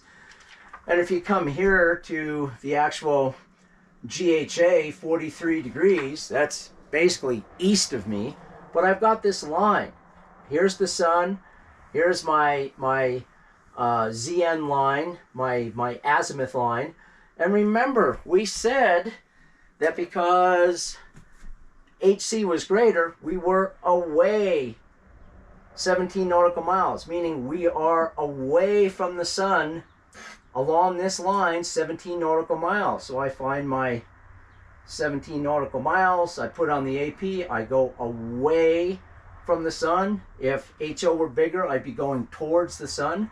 I draw my perpendicular line, and that is my line of position at 6 March 1504. This is my line of position. To get a fix, again, you need 3 lines of position, but this point right here gives you a pretty good idea of where you're at. And how do I figure that out? Well, I get my latitude, I get my longitude, and I discover that this point where I think I'm at, that's essentially my better educated guess, would be north 21 degrees, 5 minutes, west 105 degrees, 28 minutes. Again, that's not a fix. You need 3 lines of position to have a fix, but it's a pretty good guess as to exactly where you're at, latitude and longitude, using these 5 steps. Alrighty, well, that's pretty much it. Again, I designed this video A, as a refresher for people that have done celestial nav, and B, as just an overview of what you're getting yourself into if you've never done celestial navigation. To me, it's not rocket science. It's actually fun. There are terms that you need to know. There are toys you need to have. You know the big picture, triangulation and trilateration. We talked about the noon sight for latitude. We talked about Polaris. We spoke a little bit about the Southern Cross, and we showed you the 5 steps for a sight reduction using the Marcq Hilaire altitude intercept method. And as I've said repeatedly, if you have any questions or comments, send me an email, tnbrill@gmail.com. I'd be happy to explain this. Also, while I have your attention, it's a little self-serving. If you liked what you saw and you're so inclined to make a small donation so I could buy my Sessons and Plath sextant, feel free to do so. I have a PayPal account and a Zelle account, and all this is going to be put on this video here in a second in a much more understandable format. But any support you could give to me so I can continue with this, and I am in the process of writing a book as well, I would much appreciate. I am planning to do probably a 12-hour online Zoom call type celestial navigation class this summer. I'm just working out the logistics so I can entertain questions and so forth. It's just going to be what we spoke about in a lot more detail.